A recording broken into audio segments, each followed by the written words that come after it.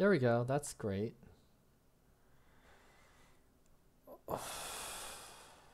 Our live stream offline. I guess live stream online with a nice, beautiful delay. Turn that down. Okay. Some cough drops. Kiss my daughter goodbye. Get some Indy.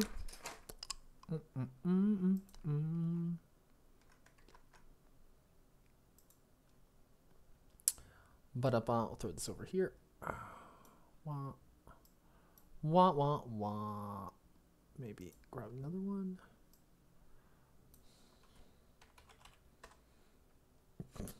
Discord. Oh, man.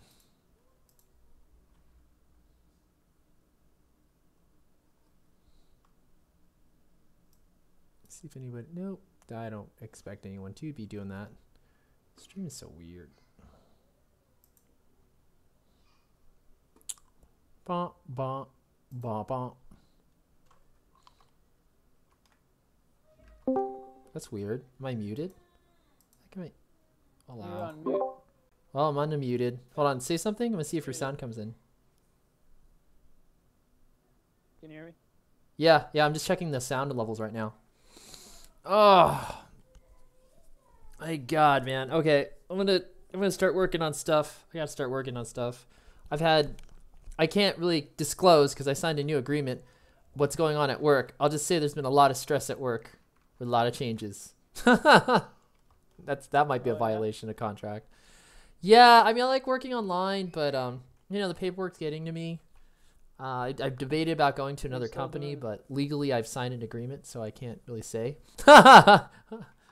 Oh, so you're not teaching anymore? I am teaching, but there's been a lot of changes and a lot of things I can't talk about because I just signed an agreement, so I can't say. So let's move on the conversation. I love your what do you call it? Your new tactical. That's a cool thing. I've just been doing a lot of streaming of gaming, and there's a new battle royale game out called Ring of Elysium. I think I've heard of this. Huh. Yeah. You can pull it up on the stream. It's there's a trailer for it. God knows if I'm allowed to. Sure, why not? What do I care about? I don't know. You might not be able to. You know what I mean, right? Like, what's it called? Battle? You never know anymore. Copyright strikes. It's battle royale game. Yeah, it's battle, but what's the name of it again? Ring of Elysium. Ring of Elysium. I thought you said Elysium. It's Elysium. Okay. Elysium. I used to go to Steam. I think I can stream Steam stuff. Oh, this is cool. Oh no! This is, you know why this is really good. This is I just saw a special on this. They're using a special cloud-based server. I think. I don't know. I think they're using it. Yeah, I just saw a video on this special cloud-based server, and I think this game is using it, so they can have like more players than other games without any like. So this game, the reason it's different from any other battle royale game is you can glide, you can snowboard, you can climb, you can use a pulley to go one side of the mountain to the other. You can go on a ski lift to get places. You can use a boat. There's different kinds of vehicles. Tension Games sounds familiar. What else have they done? I want to see if I can find their website really quick. Like you know what I mean? Like Tencent, they've done PUBG, like stuff. I think. So this is the makers of PUBG. Well, good for them. I'm glad they're staying competitive instead of just griping. That's why everyone's stealing their formula that had been out before. They did a mobile version for PUBG, I think. But they themselves are not the necessary owners of PUBG, is what you're saying, right? Yeah, I think it's Blue actually. I'm not sure. UI. Okay, I'm working. blue hole is, I think, is for Fortnite. But anyway, this is the new thing. It's taken Battle Royale by storm now. It's more for adults than kids because of the art style in it.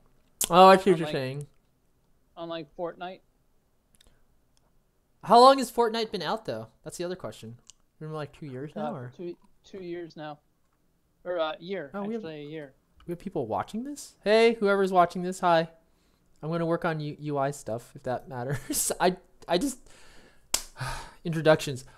Hi, I'm Zod the Daddy Dev. So I just. You used Oh, sorry to interrupt because we might have people watching this thing. You want to introduce yourself really quick or no? Random stranger. Oh, yeah. I'm G Artist. I have a YouTube channel that deals with Blender. Sometimes I do some other stuff on there like Illustrator stuff, but I haven't done that in a while. But I just got a new program a while back called Affinity Designer, so maybe sooner or later I might do some tutorials. But ever since the YouTube thing knocking people off because, you know, they don't like your content or whatever, you know, it's just hard for me to make a video anymore because, you know, what's the purpose of it? You can't make any money on it anymore. So for me, it's that's motivation. my story, and I'm sticking to it. I love you. I love you. You always give your same backstory. I'm using it for motivation. I'm using for motivation right now. Oh my gosh. Let's see. So anyway, so go ahead. You're talking about this new game that's taking over, as I'm trying to work on a user interface. Please. Yeah. So I'm actually. I just downloaded Blender 2.8 to mess around with. Is the new computer doing good? Now that you've got a new computer, is Blender 2.8 running better, or? I'm just now trying it. I just downloaded it, like literally right now. Oh, okay, cool. You want to show some of that, or no? Is it just? It's running pretty nice. Yeah, you want to show a screen of that? My computer came back, so I can what do you call it? I can actually. I didn't know you had it taken away. I had to get it. It was just kept crashing. Remember? So finally, luckily he fixed it, changed all the BIOS, and we added, or I asked him to add another 16 gigabytes of RAM. So it's running pretty smooth. So that's why it's been running a lot better with the extra RAM. I know that sounds terrible, but it's the truth. So I don't know if you want to show anything and stuff you're doing with Blender 2.8, because I'm still trying to work on this stuff on Godot. What's the current folder? Actually, I don't know anything about this new UI on here. I'm kind of exploring it. Well, a lot of people are saying it was problematic for them because they changed so much. Am I running? Right. I mean, what I'm looking at right now, this is kind of overwhelming. I honestly don't know where to begin. Like, you know, the boxes and stuff that used to be on the bottom that you could get your faces and your vertices and all that. Yeah. It's not there anymore. Yeah. Yeah. Is it cleaner to you though, or is it still too early to tell? Because that's what some people say, that it's overwhelming the changes, but they felt it was cleaner. It's cleaner, and I'll say that. But I'm totally lost right now. Oh, wait a second. Oh, I see what they've done. So do you want to show your discovery? Because I'm literally just reading right now how to do a UI on Godot 3. Sure. Here, let me see. I'll switch out, and then. How do we do that? Do we just do it on Discord? What are we doing? Yeah. Just do it. Just show. Can you just do a screen share? It should be able to run it. Yeah. Do that. And then I will switch. 720. Oh, that's the, okay, yeah. See, so it's there. Okay, I'll switch my capture. Video device capture, no, display Can you see it? capture. Yes, I can. Okay, so let me switch my display capture to display 1. I'll press OK. And I'll move the, oh wow, it's so tiny. Why is it so tiny? And then I'll move this over there, and then I can work on my stuff, and we can switch back and forth. I won't see anyone else who's seeing anything, so if you guys are saying anything, I'm not seeing anything. So, all right, there we go. Yay! Now it looks like I'm doing what you're doing, but I'm working on something completely else. Full screen. Well, it's kind of a learning thing here. Because, oh my, dude, you gotta. Okay, yeah. Let me take a screenshot of how bad this looks, because I'm sorry. Keep going, but I'm gonna send you a screenshot of how funny this looks. Oh, is it bad? No, it's bad in the sense that it looks like I am doing your work. Oh geez, right? That sounds funny, right? Okay, hold on. Let me It's kind of weird. It is weird, but I'm being honest about it. I said it here. So here, I'm gonna send you a screenshot really quick because this is funny looking. Ready? Here we go. All right. It's processing. How hilarious is that? Is that? It's awful, right? Oh, sorry. Anyway, all right. Yeah. Please continue. All right. So yes.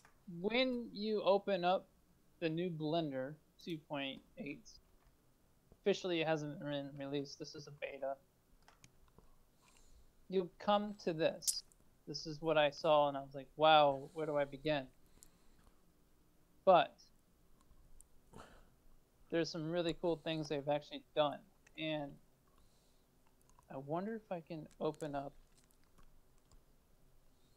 Do I have a project I can open up? Let's see. Put my USB thing in.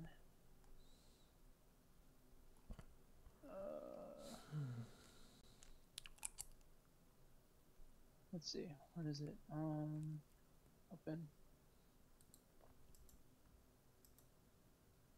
Blender projects. No, I guess I never saved the Blender files. Oh well. I mean, the thing is, like, I'm going back to just doing game design stuff, which is more programming stuff, and I miss Blender. It's gotten to a point where I just debate, like, should I just... Oh, go ahead. Sorry. Keep showing. Yes. So I noticed this. It's called the measure tool. And I was like, whoa, what does that do? Well, obviously it measures, but, like, how does it work? Right. So I decided I was just going to click this here and then drag. Look at that. It gives you the... Oh my gosh. That is so cool. What is that? It's not in pixels. Is that in meters or? It's in meters. That is really cool. And there's a online manual for it. You can assign a shortcut by right-clicking on it. Oh my gosh. So I've always wanted this because, and you can drag it too. See that? Just grab it. And if you hit delete, I wonder what happens. Oh, okay. So I've wanted this for a while because when you're building something and the other side doesn't seem like it's matching up. Yeah. You go by the grid. Are you making fun of me? Huh? Are you making fun of me because I completely just go by the grid? Oh, no, I'm not making fun. Some people got mad at me because doing that. Because, like, you got to measure things better. I'm like, I don't know how to measure anything. I just go by the grid. Sorry. Anyway. So I used to go by the grid a lot because I was just like, how far out is this?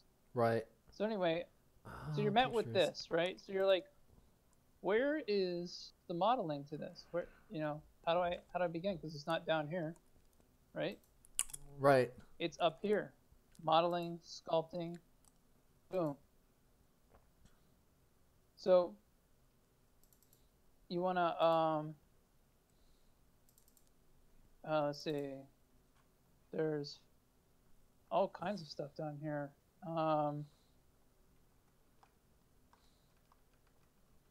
So they have add a cube.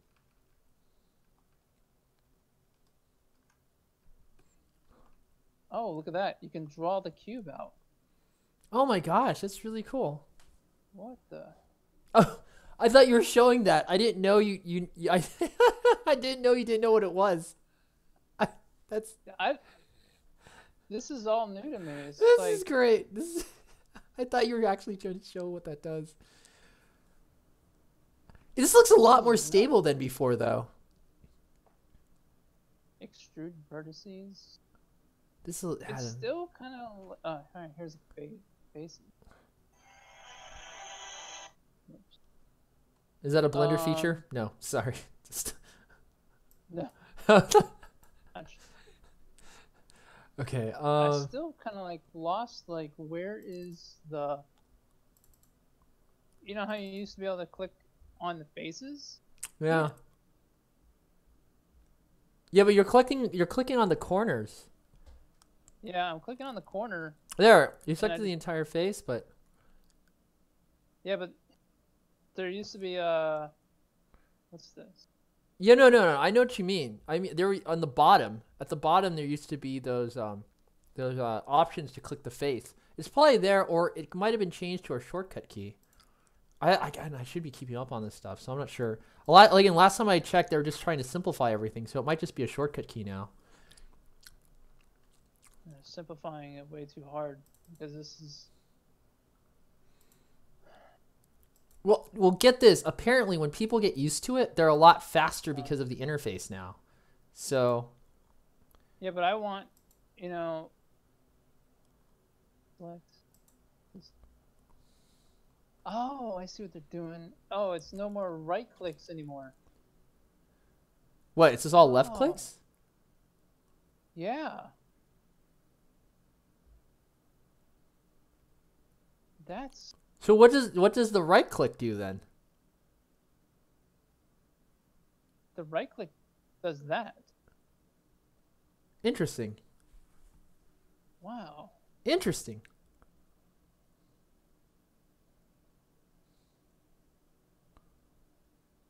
Okay, so edges. So edges are here. I hate when I do that. Wow. You're making good wow noises. So But I can't grab that. That's weird.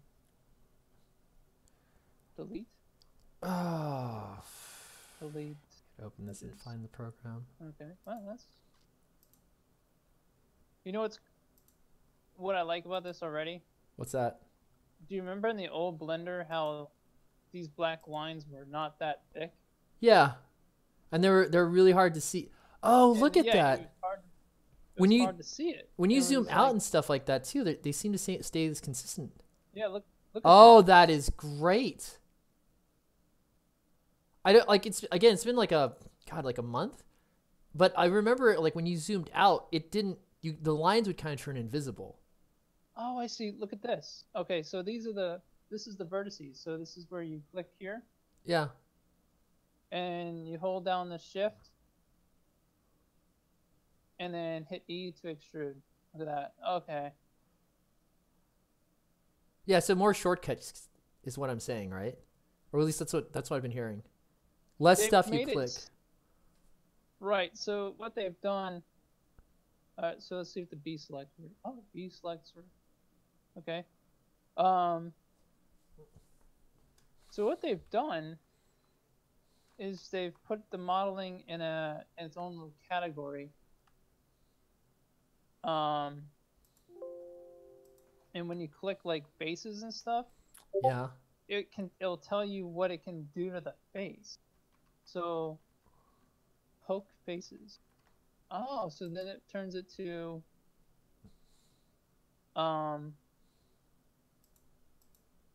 it turns it to triangles so you can get a low poly effect. Oh, that's really cool. Huh. All right, so let's back up. Let's see. Get rid of that. Open this up right now. Oh, So man. mesh. So you can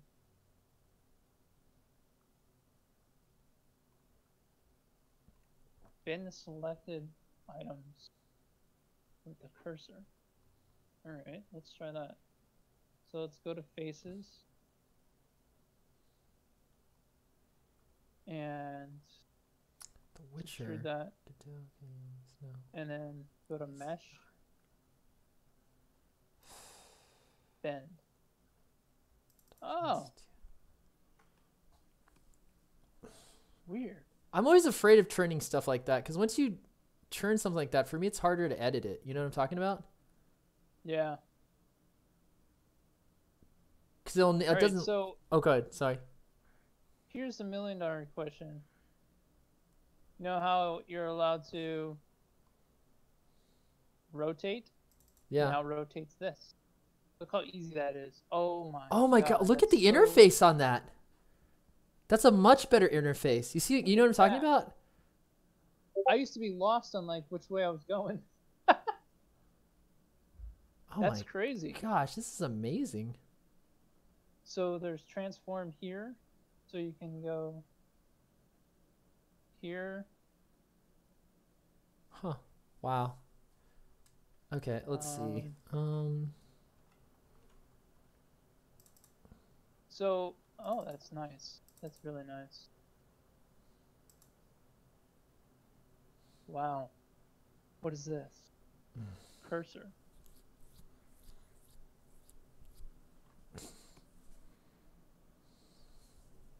All right. So, Oh, do you make these all in Godot? Oh, that's not Godot. But these are Godot, I Those- think.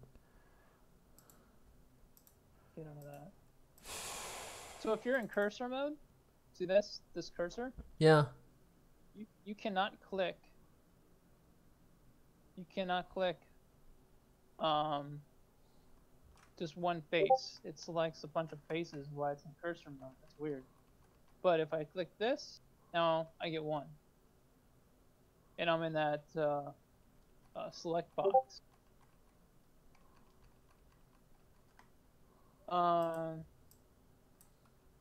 Inset. I wonder if it's still I. It is still I. Alright. Make annotations on the selected data. Or on the active data. What is that? Oh man. Dying. Okay, just checking. As it's Weird. totally visible. I'm awful. I don't know what that is. Is that the grease pencil? That looks like the grease pencil. What? Why don't you click over and check what it says? Like, does it do things pop up and say what they are? You know, like Yeah, yeah. It's annotate. So if I can, I wonder if I can get rid of that. Okay, I'm working through this. Oh, okay. All right, so if you hold down D, Yeah. so you draw a line like that, right? Uh-huh. Hold down D and right mouse button and it erases. Oh, that's interesting.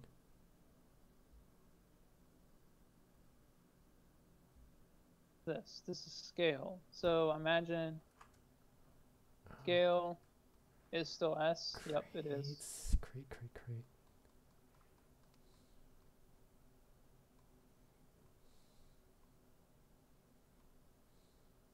All right, I'm gonna try something. Margin can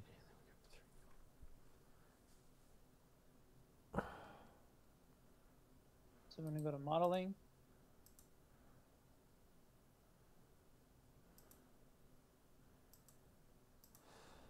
this hands-on tutorial. What's this? Add vertexes.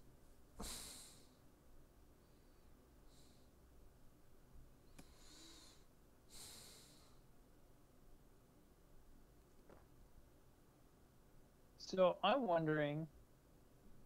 Okay, the knife tool's still there. That's good. So you can still use the knife K.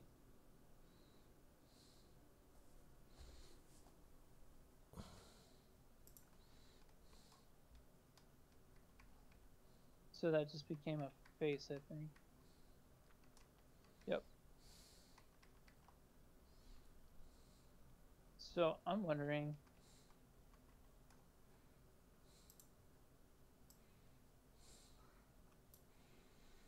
if they have the thing that you see in General. SketchUp. Have you ever played around with that? Yeah, I like it, but it's really limited. I mean, I've always felt very limited with it. One of my friends made a motorcycle with it though, so but I was like, why don't you just go to Blender? See, like add this cube. Yeah. It's like almost the same thing as what SketchUp did, because you're allowed to draw these cubes, right? And now now it's a solid object. Yeah, but what's the benefit of that though? Well, see the vertices? Yeah. So let's go to vertices and let's select.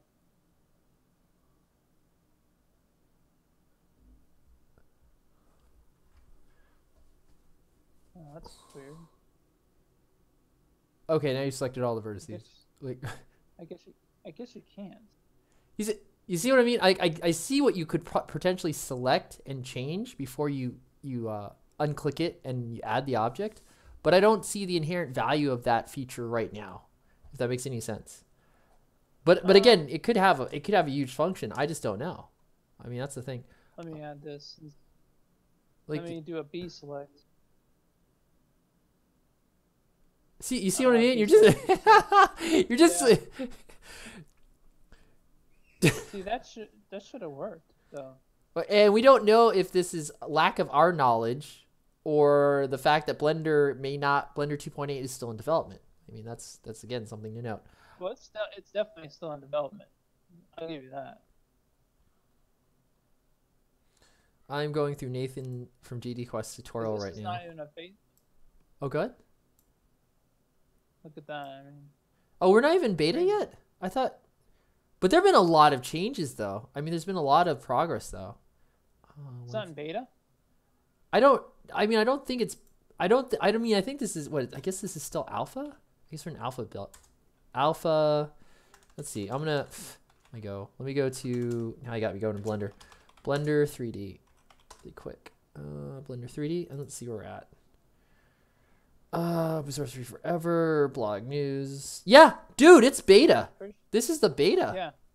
It's gonna be coming out soon. This is awesome. We're currently estimating 2 to 3 weeks away. No, wait. Oh yeah, October 24th, 2018. We're currently estimating 2 to 3 weeks away from releasing a 2.80 beta version, which will have all the main features that will be in the 2.80 stable release. So let's see. This was from October 24th. And yeah, it's 3 weeks later. This should be technically the beta. It might now be time for me to move away from old Blender and finally get on board with Blender 2.8. So the numbers still work? The right, left? You know what I mean? Yeah. Buttons. So let's see. So hold on, shift. Draw a box with the old knife tool.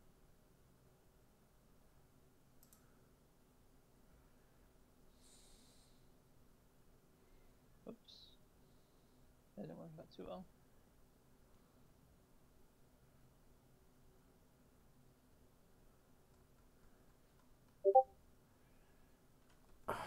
I want to see if they have the push-pull in here anymore. They do. It's just now somewhere else. As far as I know, they didn't cut any major features. The biggest cuts were the game engine. I know there's no longer a game engine built now in Blender. Well, that was horrible anyway. What's his name? Sorry, but... Yeah, it wasn't because like no one was working on it. That's why it died. No one cared about. Ironically, no. Everyone wanted to make something in Blender, then move it to something like Unreal or Unity. So no one cared about making a Blender engine. There's a guy who's making that Blender engine, Armory, but I don't know where he's at right now with funding and all that. As far as I know, that project's still alive. So you know how you used to be able to hit spacebar to bring up like search? Yeah. Can't do that anymore. Yeah, it's good. So again, I wonder how much is cut, how much is short keyed, or just reassigned somewhere else. Because all the main stuff from original Blender that people liked is still there, the basic functions. It's just been moved to somewhere else.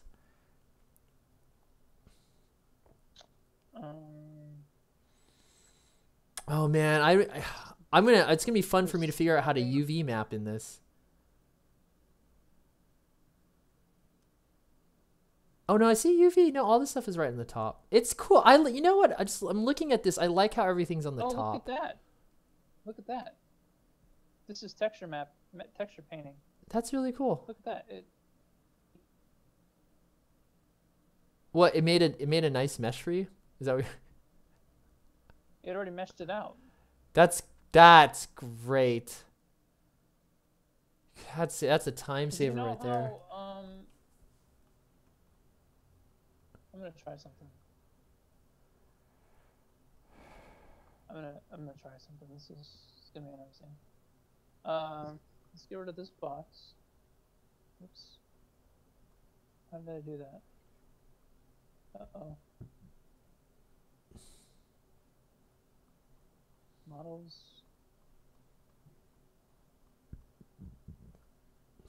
What did I touch?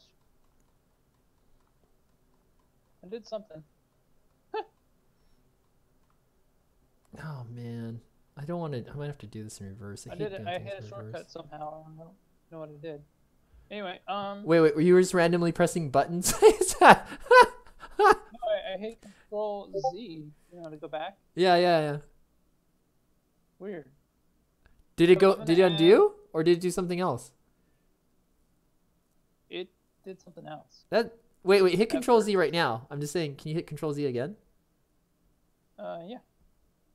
Okay. I must have touched something. Something else, yeah. Control. I don't know what I did. No, because you know what'd be funny? Yeah, let's mess with the universal understood undo button for innovation.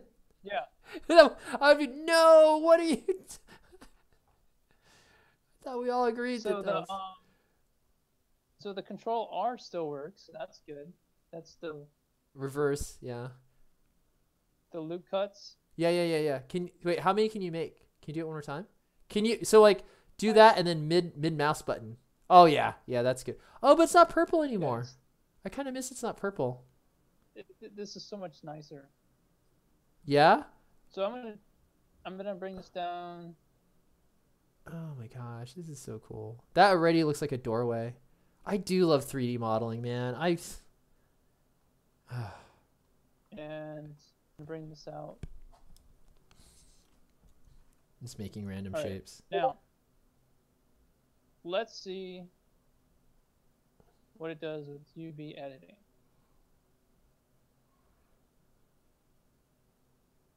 So,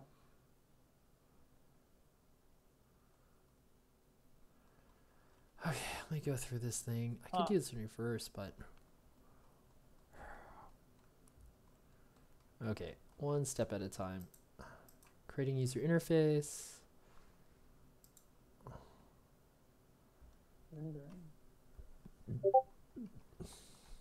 Use VSync.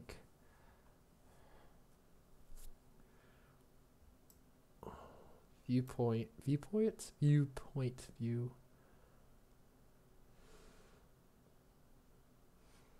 So there's different shading.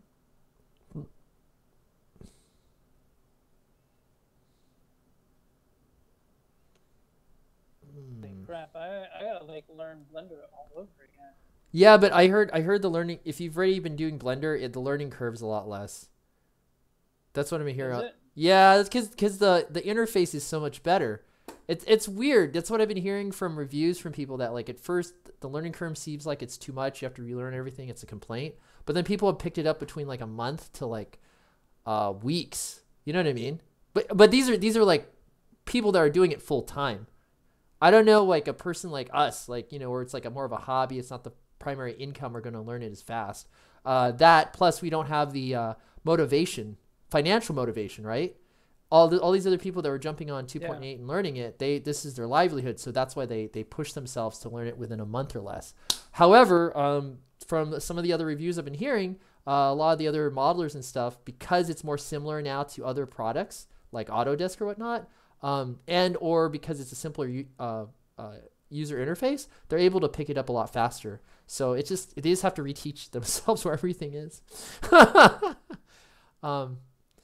And the muscle memory is and that's another thing that you got to get used to. You've got to unlearn your muscle memory. You know what I mean? Yeah, there's some things in there that threw me off already. I was just like, wow.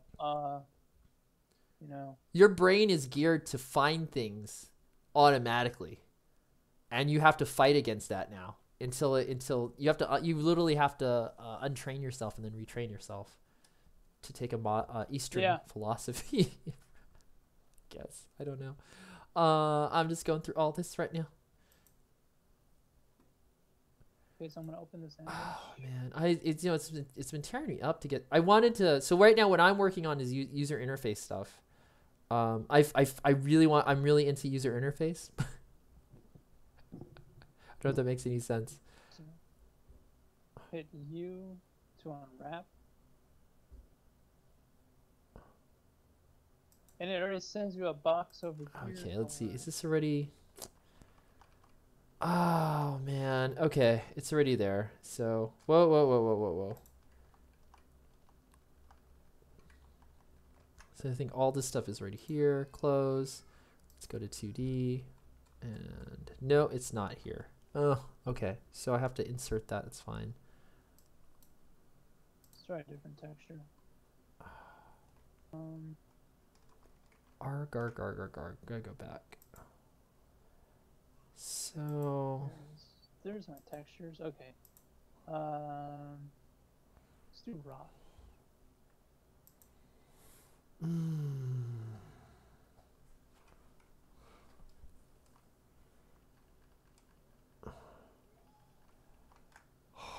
Oh my gosh. Okay, so dying on this one, dude. we look at the documents here. And the rock to this. Design the bomb Ruby counters. Is that a render? Single image. Okay, create the bar base. Material. Back.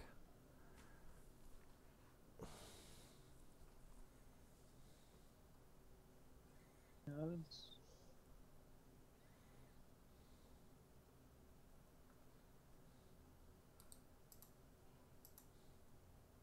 Wow, man, this is like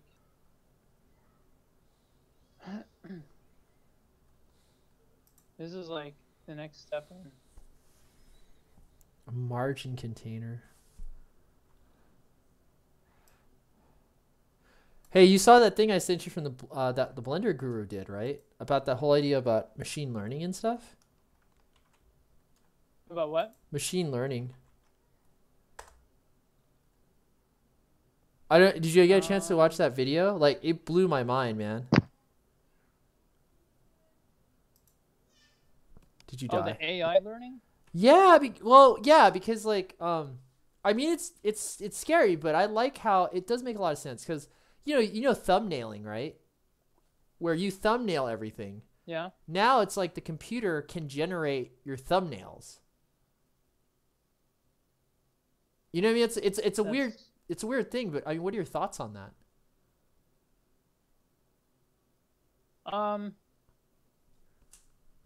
honestly, I think that AI AI is getting a little too much involved in our personal things, and we're going to stop learning how to make things because AI is going to do it for you, and it's going to control, you know, like sooner or later, I imagine that AI is going to be able to control the way games come out. You know, if the AI doesn't like it, then they're like, oh, you need to change it because we don't like it. AI is getting smarter and smarter. I mean, you go on Google and you ask Google to search for something, or uh, somebody actually did a thing where you did a drawing asking Google to. I thought it was something like you asked Google about drawing something, and it would come close to. How did it work? I saw this a long time ago. It had something to do with sketching. I don't know. I forgot what it was, but the computer was able to sketch out what the person was doing, or whatever. It was kind of weird. I'm trying to put this rock on here, but I'm not getting the textures on this object, and I UV unwrapped it. Let's do smart UV project.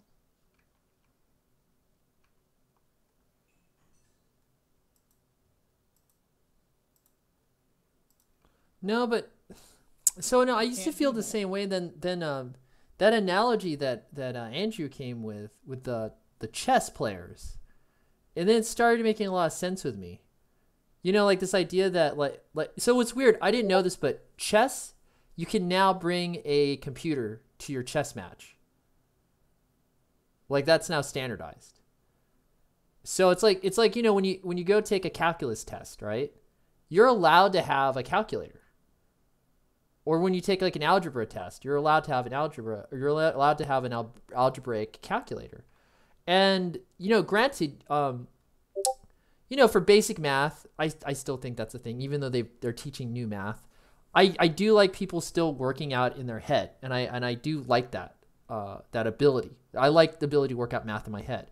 But at the same time, like when you get to complex math, like higher level math, a lot of people can't be like a computer. Like, computers used to be people back in the UK or back in Europe. That's where the ER, like worker and computer, it actually comes from a really brilliant person who could actually store large amounts of data or calculate large amounts of data in their head from reading a sheet. But few people could do that. And still, I would granted few people could do that today. So the question is, should I go back and do the work of all these mathematicians when I take a math test, or should I have a small computer in a calculator to basically give me about 1,000 years of human knowledge? And there was that interesting concept, right? When people play chess now, imagine instead of having to, they still have to know the basics, but instead of having a limited database within their lifetime, they can have an infinite database amongst thousands of years or hundreds of years, so they don't have to start from scratch. And I was like, that's interesting when you think about that, not considering the potential of immortality or things that could alter consciousness where you're alive forever, but that idea that as a person who is going to die, I mean, like thinking about you and me and our generation and all the tools that are coming out right now. And I think about, well, that means in about 5 or 10 years, this stuff will be consumer level.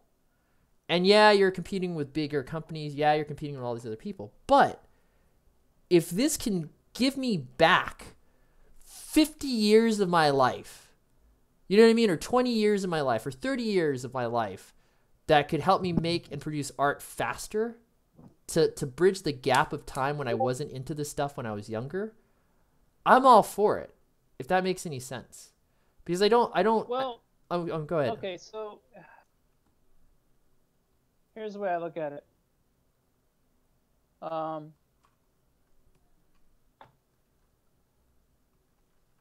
If you make things too simple, right? Like, let's give you an example, like you're talking about drawing. If the computer can draw what you want, right? Right. Whose art is it? Whose art is it really? Is it yours? Or is it the computer's?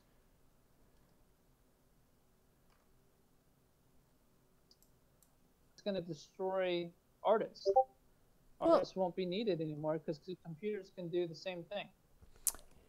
It's tough because I get where you're going with this. It's just tough for so for me doing you know, now I am getting more into Blender, but you know, to understand how art works, this idea of art through emulation, and that we're affected by what we see or what's popular. You know what I mean? We're always affected by those things.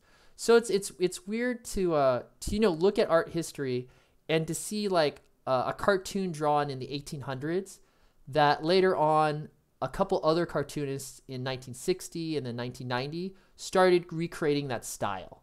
And there's always a question to me, did they research and find that person's older art and then create a newer version of it? Or did they accidentally stumble upon that combination of line work that creates those type of figures, those type of not just body types, but line structures? And so I, you know, I get what you're saying, like whose is whose. And I think it really depends on who starts choosing or picking. And this does bring into another factor. Does this cost potentially jobs? And yes, Yep. It does. I mean, look at stores now. A lot of stores, especially ones around where I live, they have checkout areas where the cashier is not even needed. Right, Yeah. right. And so the other question is, what are the new jobs that does it create? And there's always the X factor.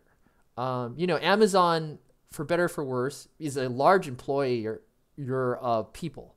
It might mistreat its workers. Oh, go ahead. As much as I like technology, don't get me wrong, I like technology. It's why we're able to do the things we're able to do now. And you're able to make computer games at ease now. But when does it come to the point that we're too lazy? I mean, look at these things where, okay, Google, turn on my light, and it turns it on for you instead of you going over there, getting off your butt, and turning on the light yourself. It's about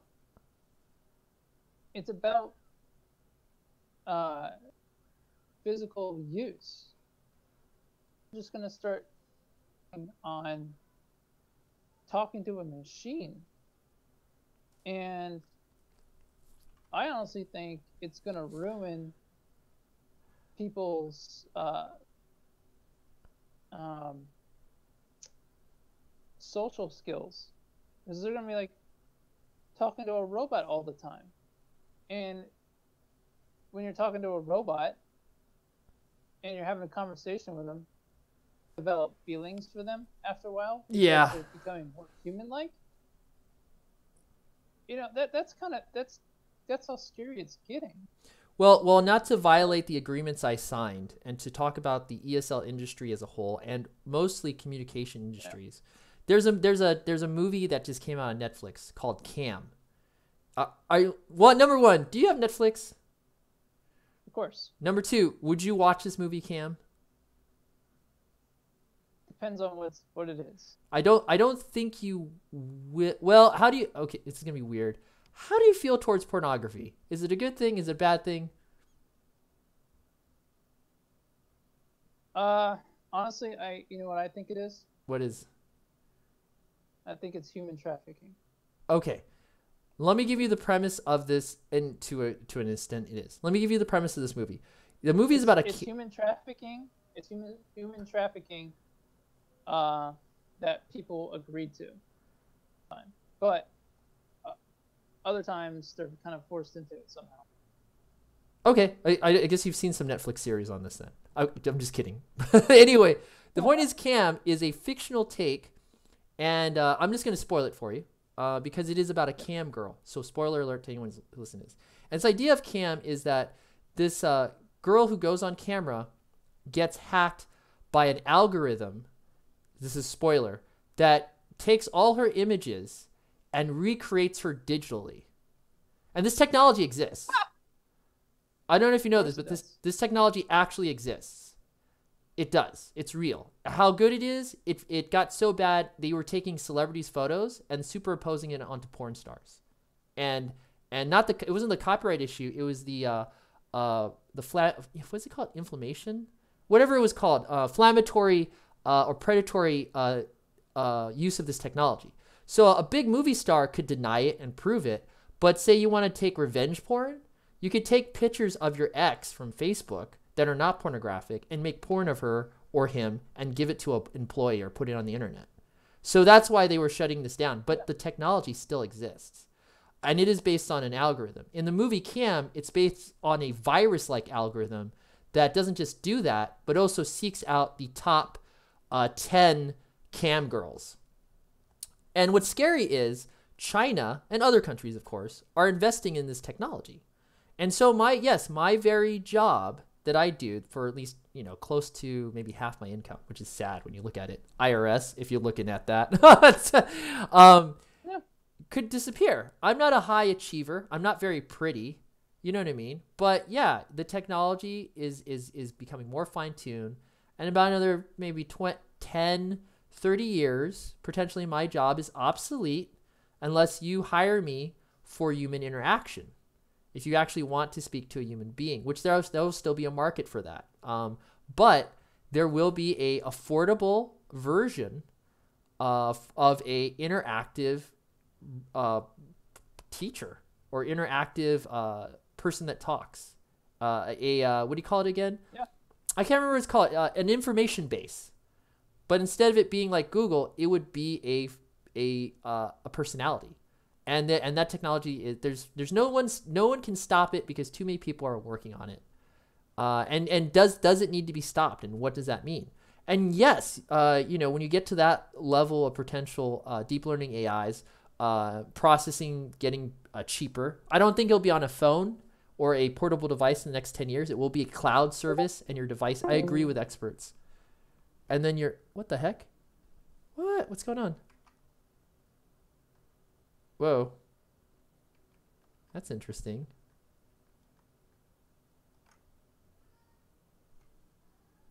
Whoa, did something die? Oh, we're back.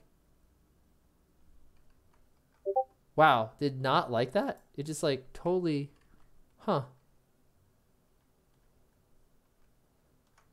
Whoa, weird.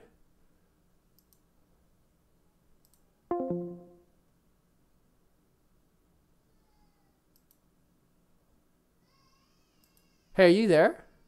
Yep, I'm there. I love the fact the moment I start talking about AI, that's so creepy, right? That is literally so creepy. But anyway, that is so funny. That's got to be ironic. Anyway, so I feel really freaked out right now. I feel like, you know what I mean? Because I'm literally explaining the technology of what it is, and that's the moment I get cut off. It's like, that is so creepy. Oh my god, and jarring. I just lost my point. No, but so basically the experts agree. You'll have your device. It'll access a cloud server that is connected to these AIs, and your AI will be in a container or something separate from all these other AIs. And so this question is like, what does that mean for the user? What does that mean for creative people? What do you mean for job switching? Well, that is interesting. Now, instead of the, it's weird because here's the argument about this one. I've been watching some stuff about graphic design, and the graphic designers are not freaked about this because it saves them time, it saves them money, and they still feel profitable because they feel they have an eye for design. They can choose and pick, what are the successful designs over the bad designs, and they'll have the access to the data that your average consumer may not have access to, who's looking for a designer. Does that kind of make sense? Yeah, but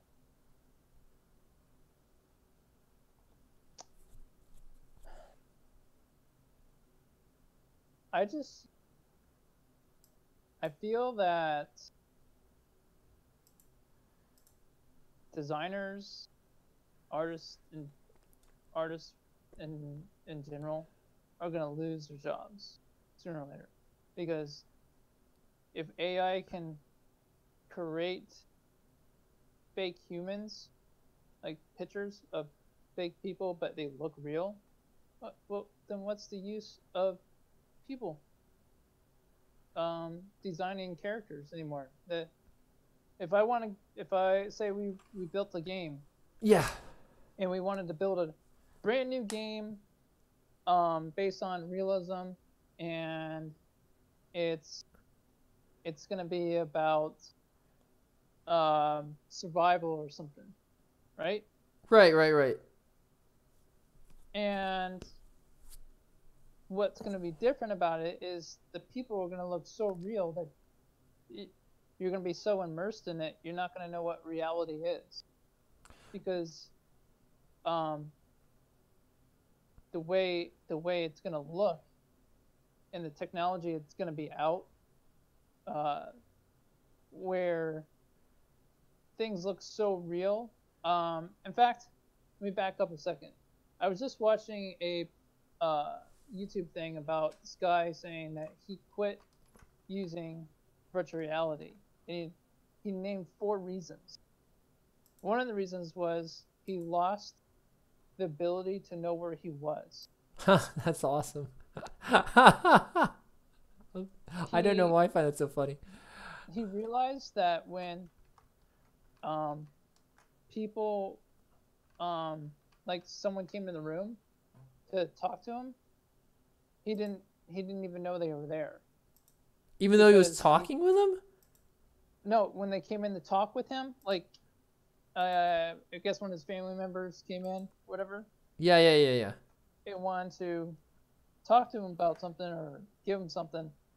He didn't even realize they were in the room until he took the machine off. Oh, wow. Or they tapped him on the shoulder. That's got to be freaky. Do you know what I mean? Like, that's got to be really freaky. He's driving a car in virtual reality, and he said he's so immersed in it, he feels like he's in the car and feeling the emotions. Not emotions, but the motions of the car moving to the point that he felt like he was literally in the car seat. Based on the auditory and visual response, did he have any sensors, like vibrating chair? I imagine so, because he had a wheel. He had one of those expensive wheels where you could feel like the jerks and. Okay. Because some people actually say that they feel so immersed just visually and auditorially, they don't need the extra stuff, and they also feel that immersed.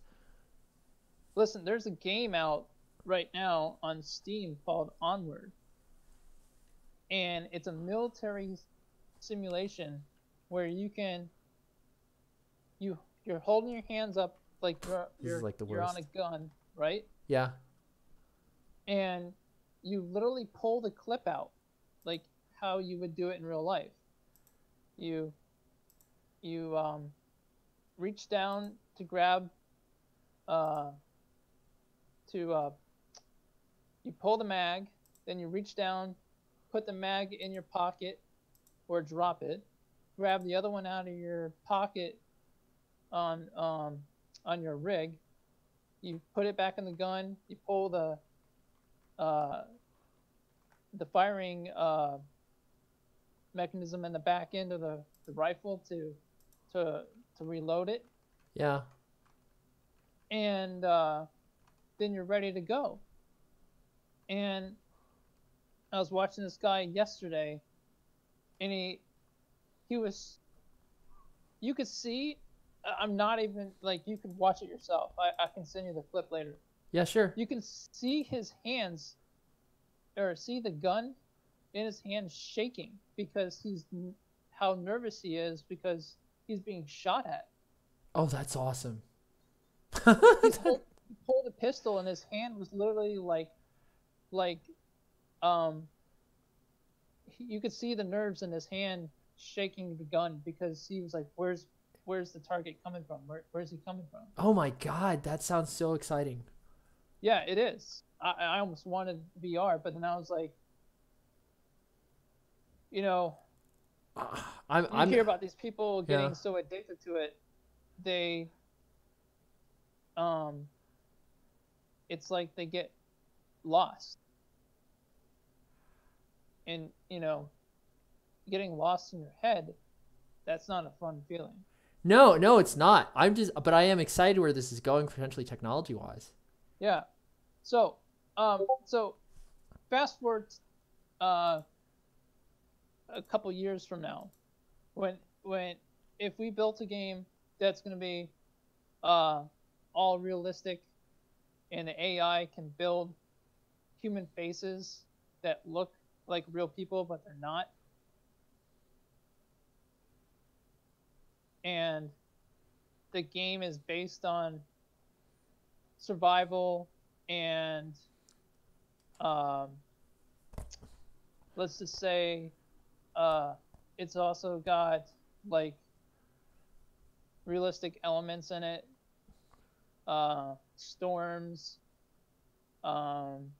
you see people getting hurt. How would you deal with that emotionally? Would that ruin, would that make people have computer PTSD? Well, it's funny. I was experiencing signs of a post-traumatic stress disorder from playing Gears of War. I mean, really? Yeah. Then I realized that maybe we should cut it down. But no, instead I just kept going. And the funny part is, I was playing with ex-military people. So, and they were joking about it because they themselves don't feel they've gone through PTSD, but when I would explain the things I'm going through, like I would sleep and I would have muscle memory wake me up like I'm being shot at. Like I would do the motions with my hand. Like I would close my eyes and see the game when I would sleep sometimes and do a reaction like I need to do an active reload to save myself while under fire. Oh, go ahead. Have you ever played a military game or anything like that, and you find your head moving to the side thinking that you're going to look around the corner, but you really aren't doing it because you can't? We talked about this. Ironically, we talked about this game before, and that was that darn army game, the America's Army or whatever. And I would do that. And that's when ironically, that's what broke it for me, was the cover system was that horrible that, like, it was like you would like, it's like if you think about it, you put a stick out and consider that your gun, and you're trying to like look around the corner with a stick and a trigger. You know what I mean? Like a cartoon character. Like that's what killed it for me. And it's interesting you bring that up because it didn't just break the moment of the gameplay for me. It broke something in my head because I could not physically do what I wanted to do from what I was seeing. Does that make sense? Yeah. It's like it would be like running into a wall that is a door, an open door, and just going smack into the door, or running through like a like a glass door. You see it outside, and you're like, oh, he's outside, and you get smacked right by, which I've done a couple of times. I've done that before. Yeah. Yes, and that's why I was interested in VR, because that you had that option, and I didn't know what that was going to do for gameplay. Okay. What else the guy was talking about was he not only did he lose where he was, but he was slamming into things. You know, like if he got up and he had the VR on, or if he was doing something. I was gonna bring that up. You see people constantly walking into walls, man. Yeah, that's the only. That's the dangerous thing. You could fall out a 2-story building and not even realize until. Have you seen that movie Ready Player One? No. Great movie. Don't want to spoil it for you. It's also done by. I haven't seen any movies in forever. It's Steven Spielberg. I think he did a pretty good job on it. It's kind of phoned it in. It's different from the book, but I like the movie. I mean, it could be better. It always could be better, but I feel it was a good movie, and a lot of the ideas in there were great. And so what they have, and they do have these already in the real world. They're just not commercially viable, I guess. They have treadmills for VR, where you're in. Oh yeah.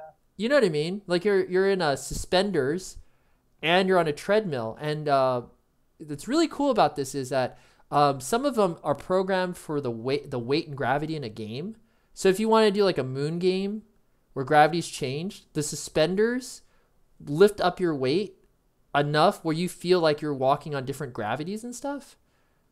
So I was like, but again, it's not because VR isn't popular enough, and that rig itself to build it or order it is just too expensive right now. They haven't really produced them commercially. There hasn't been a reason for it.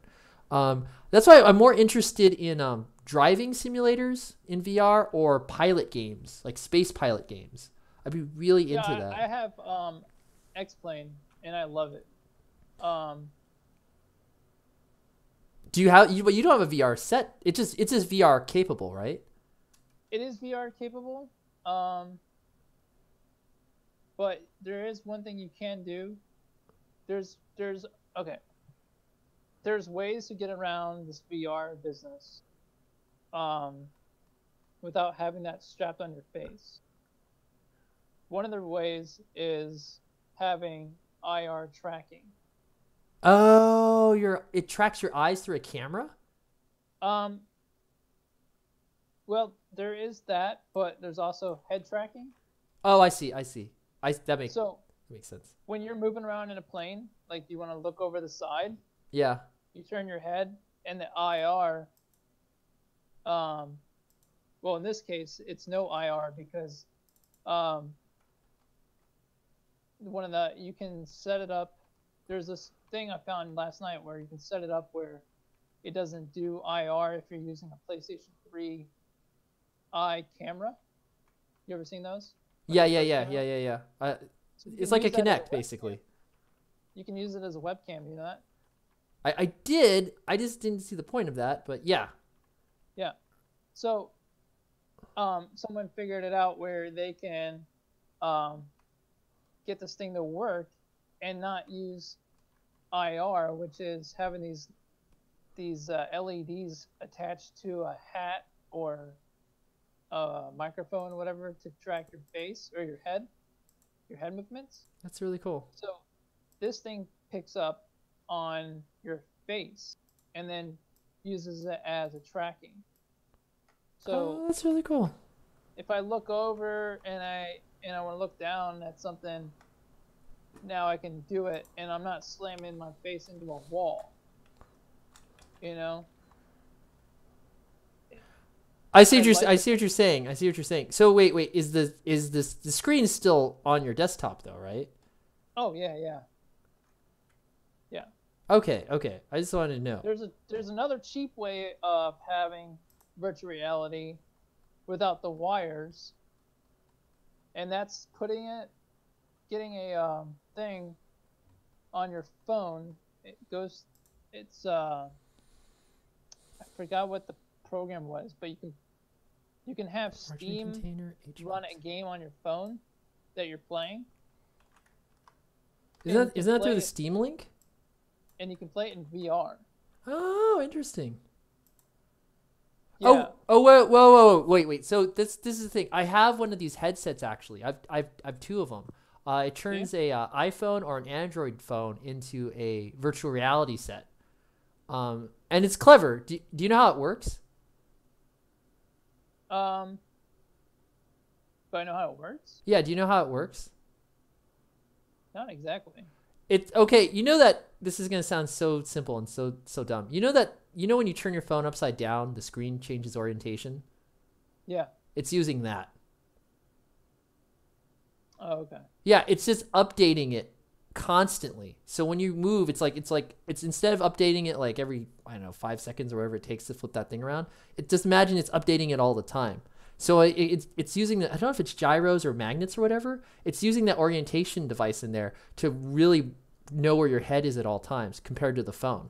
It's really kind of cool. I don't know how much cancer it may cause, but just kidding. Technically, if you consider the price of I know, is that funny? Of a phone ironically is still more expensive than the current, whatever, HTC Vive or Steam, whatever they call it. Is it? Oh, it's HTC Vive. I forgot what Facebook or whatever invested in. And the reason I say that is the average phone costs about like close to $1,000 or more. The average smartphone now. That's the unfortunate reality of it.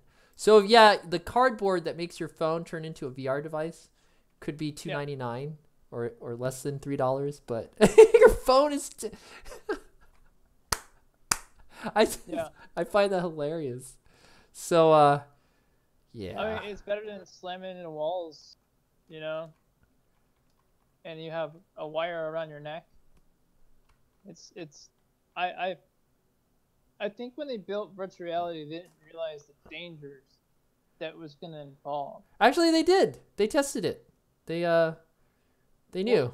They would have made those wires where they wouldn't wrap around you after a while. I mean, yeah, you can put them up on a wall or a ceiling, but you're turning around, right? You're in a game, and you're immersed in the game, and you're turning around. What's going to happen with the wires? Yeah. You know what I'm saying? Yeah, I know. So they've been trying. There's some new. I think AR's got better things. I mean, relatively. I'm checking out. That's beautiful. I love PBR now, dude. Now that I know what PBR is, that's so cool. This thing just literally. You know how in Blender that you had to wait for this freaking thing to just kind of like do its thing? Oh, that's right. Like, back up a sec. What engine are you using? Are you using that new engine? It's Eevee. Oh my god, I'm so excited.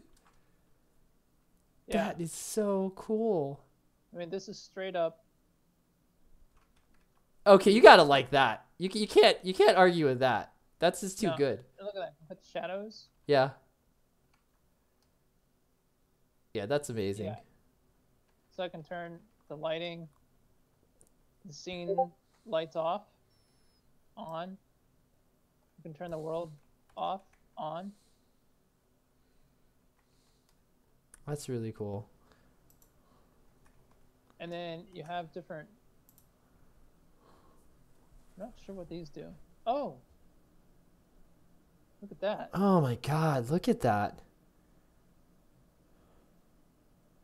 See, like, it's funny. I don't regret getting into Blender now at this point in my life. Do you know what I mean? Because like, look how cool this is right now. I was just messing around trying to get the textures. Remember when I was trying to figure out that? Yeah, man. Well, this you is. gotta take the nodes. You gotta use the nodes. Yeah, but you also had to use nodes in the last Blender as well to get textures. Well, I used to be able to just go up here. Yeah.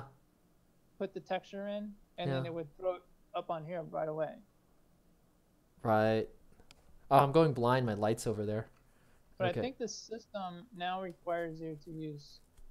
You have to use nodes. Oh, like you have no choice? Yeah. All right. So here's modifiers. So if I want to add a modifier, I can. So it's right there.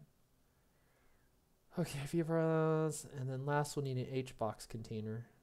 All right, so I didn't mean to interrupt you on your.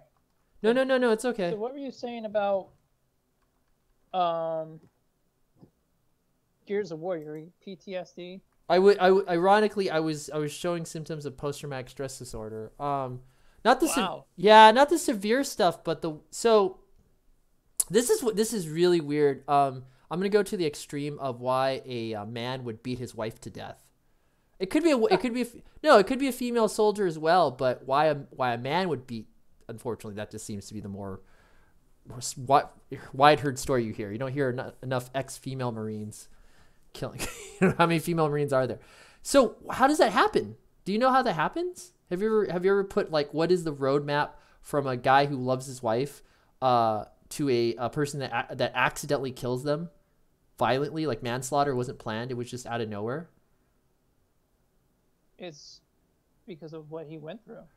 Yeah, I mean that's the simplest way to put it. Yeah, it's so what happens is you have the combat training, which gets people ready for action, and good combat training, layman's terms. Remember, I haven't served in the military, but from what I understand and what other people told me is when you're in that mode, someone like attacks you, you could probably kill them because you're in the right mindset mentally and physically to do it, right?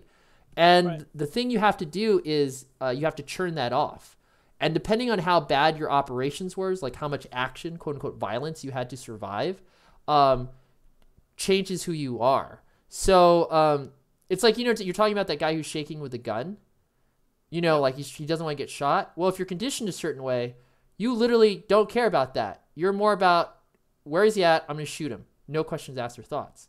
And so what's interesting is in this combat conditioning, where the post-traumatic stress could happen, where you're ignoring your feelings and emotions. You're not allowing yourself to process it. You're letting your subconscious do it. That's where you have like a Marine who, they don't let them have their weapons anymore, but you could have a Marine that just pulls out, I shouldn't say Marine, anyone who served in the military could suffer from this, pulls out their gun in the middle of the night and puts it to their wife's head because they're on such a high alert state is still, and they're sleeping, but their mind is trying to process those feelings and thoughts. They're reliving that moment so that when someone is next to them, they don't read it as their wife. They read it as a person that might be trying to kill them. And they pull their gun right out of, like, you know what I mean? Or if they don't pull out their gun, they don't need a gun. They go right to a chokehold. And, some of these reports, sadly, I shouldn't say sadly. I don't mean to target men, but more males seem to have these reported incidences than female veterans. I'm just, as far as I know, okay? That's where you get someone who chokes their wife to death because they think they're a combatant and they don't snap out of it. The movies movies do a dramatic job of it. They may not snap out of it, not in the short time of a scene. They may not snap out of it until like the morning and realize that they've been strangling their wife for hours, and that the person's been dead for hours because they're in like a hypnotic state. Some people have said this is a terrible excuse to not go for death penalties. They're a trained killer. They demify this conditioning that, as we've talked about how people can be conditioned, almost anybody could be conditioned to be this person, ready to kill someone at a moment's notice. You know what I'm talking about? It's a society doesn't train killers, right? So what was Gears of War doing to me? Well, Gears of War, if you really play Gears of War with a lag, there's so much lag on console at that time, if you wanted to work on a team well, you had to be able to active reload, know all your weapons, and basically move at like I am too old now. I think I was old that no, seriously, to move like someone who's in their teenage years, who's just learned this game and grew up with, got better muscle memory, doesn't have a lot of stuff in their head that they think about. So to keep up with my teammates who are different ages, some are older, some are younger, and these active reloads and movements, I didn't realize I was, and again, remember I was playing with former military people as well. So we're using military tactics against, dude, it was the best. We're using military tactics against people that were not military. We were just killing people left and right. It was awesome. It was hilarious, okay? Like a real flanking maneuver, a real pincer maneuver onto children and or adults who had no clue what we were doing. You know what I mean? It was great. It was freaking awesome. But in order to be that efficient to hold up to these people that were using these tactics from the real world in the game, I was studying, I was training myself, and I didn't realize, I thought, I'm just training myself. What is that going to mean? But yeah, sure enough, this is before I moved, and the friends I had in Xbox Live all changed. But sure enough, ironically, yeah, someone brought it up. It sounds like you're going through PSDD, that you're waking up, reliving moments in the game where you died or was very, very stressful, and you had to calculate a way to get out of it. And I was like, wow. And I had to take a moment back and say, I still played the game. At least I think at that point, I did start focusing more on work. Different things were changing in my life. I think I pulled back a little bit, and my skills my skill set went down, like my ability to competitively play, quote unquote, even though we weren't playing for money or anything like that. But I didn't have the same knee-jerk reactions and like dreams anymore. Other things related to PSDD, and I don't think I suffered this. I don't think so, but I might have. Irritability. So I don't know if I was more irritable, because part of that irritability is fight or flight syndrome, that you're in these heightened states. So I don't know how irritable or bad a person I was to live with. Well, I can give you an example.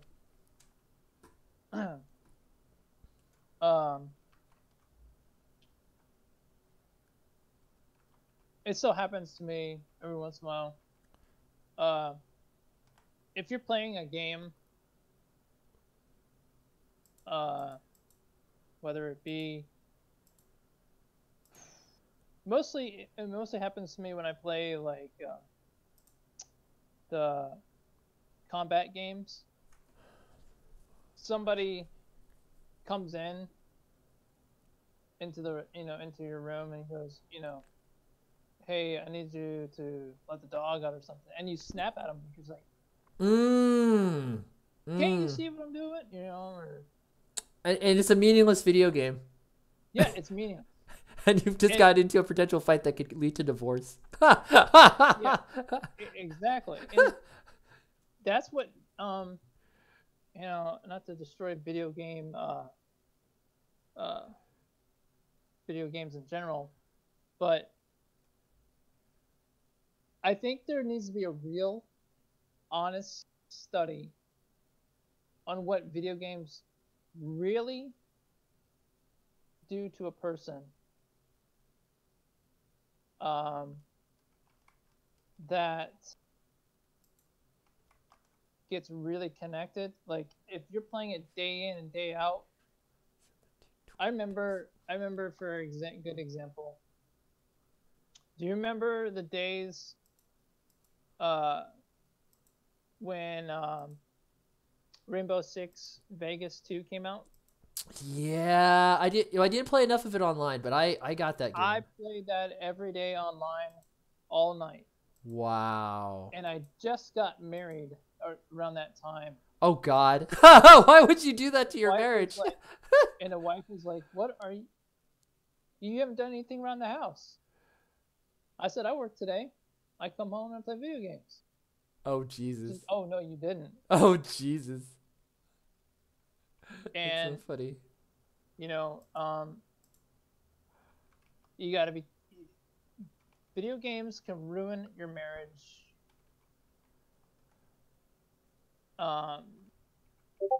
Especially if the person that you live with is not a video game player. Oh. It doesn't understand what you're going through. You know what? I'm gonna give a shout out to Kurt, who will never see this video, but I do envy him sometimes that his girlfriend that he's like in a serious relationship with is a gamer. I mean, just awesome. I had a girlfriend one time that was a gamer, and we both we were playing Tomb Raider, and we were both yelling at each other because I was like, well, why didn't you do that? Shut up and let me do this. It's just like not wow. Yeah, that's wow. It's a freaking video game, I mean, that's awesome. But so I don't think that video game industries honestly know what happens to people that play their game, and do they care? I don't think so either. They don't care. So that's why. I mean, that's why. And but at the same time, the studies are always inconclusive. There's I don't know. Okay, I do not know why the studies are inconclusive, but I do feel that there always heavy bias to whoever's doing this type of study because there's so much opinion based on it because there isn't enough data. Do you know what I'm talking about? Like, yeah, it's scary though, Zon, to have to, when you're playing a game and you're having a good time with your friends, and then someone calls you on the phone while you're in the middle of a game, and you snap at them. And you're like, I'm busy right now. What do you need? When you're just playing a simple video game, you can't hit pause. It's still. I'm not gonna lie. It happens to me still today. And I have to watch what I watch. I literally have to watch myself in third person in a sense, because you're like, whoa, don't do what you did last time because you got an argument. Right, that it's gonna last longer than the game. The repercussions of the argument will last way longer than the game. I don't need my marriage to be shot to pieces because of the game. Are you sure it's not worth it? My marriage is good, but no. I mean, I just could see a gamer like that. You know what? I may have lost my marriage, but damn it, if I didn't beat that last level of WoW, oh yeah, forever, my inventory shall be sacred. It's seriously, dude. Out of all seriousness, have you ever played a game and the kids are cussing a freaking storm up, and they must be 10, maybe 15. Yeah, if you're lucky. And you're like, what is the game doing to these kids? What, the language and have you ever watched on YouTube? There's plenty of them. It's called Game Meltdowns. Oh yeah, God, those were awful.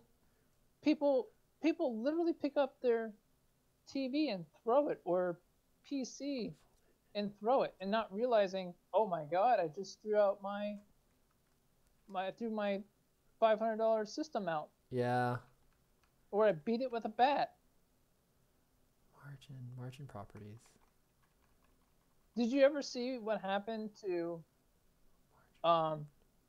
you ever seen that video where the guy is playing PlayStation, his girlfriend comes in because he's not paying attention to her anymore as much, grabs the PlayStation, yanks it out of the cords, and then throws it?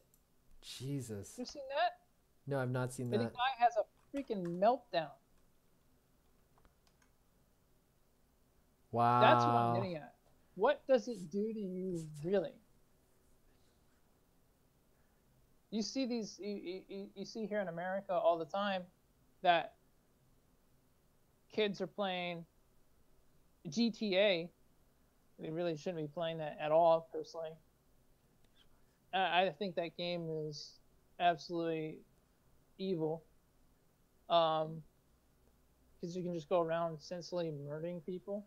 No, it's true, but again, the number of GTA sold and the number of people that go out and murdering people, interestingly enough, crime is down comparatively to what it was before. Kids are playing it, right?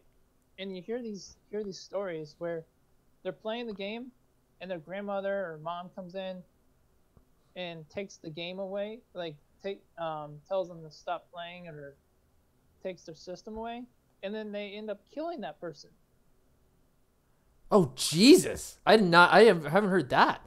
I didn't know it's gotten. I've never even know it's gotten that far. Oh yeah. Parents. Some kid got his Xbox taken away and he had a freaking meltdown. Take away. And killed his grandmother or his mom. Take away. This was a couple of years ago, but this is what I'm talking about. They say they do studies on these on what video games actually do. I don't think they do. Oh, 2009.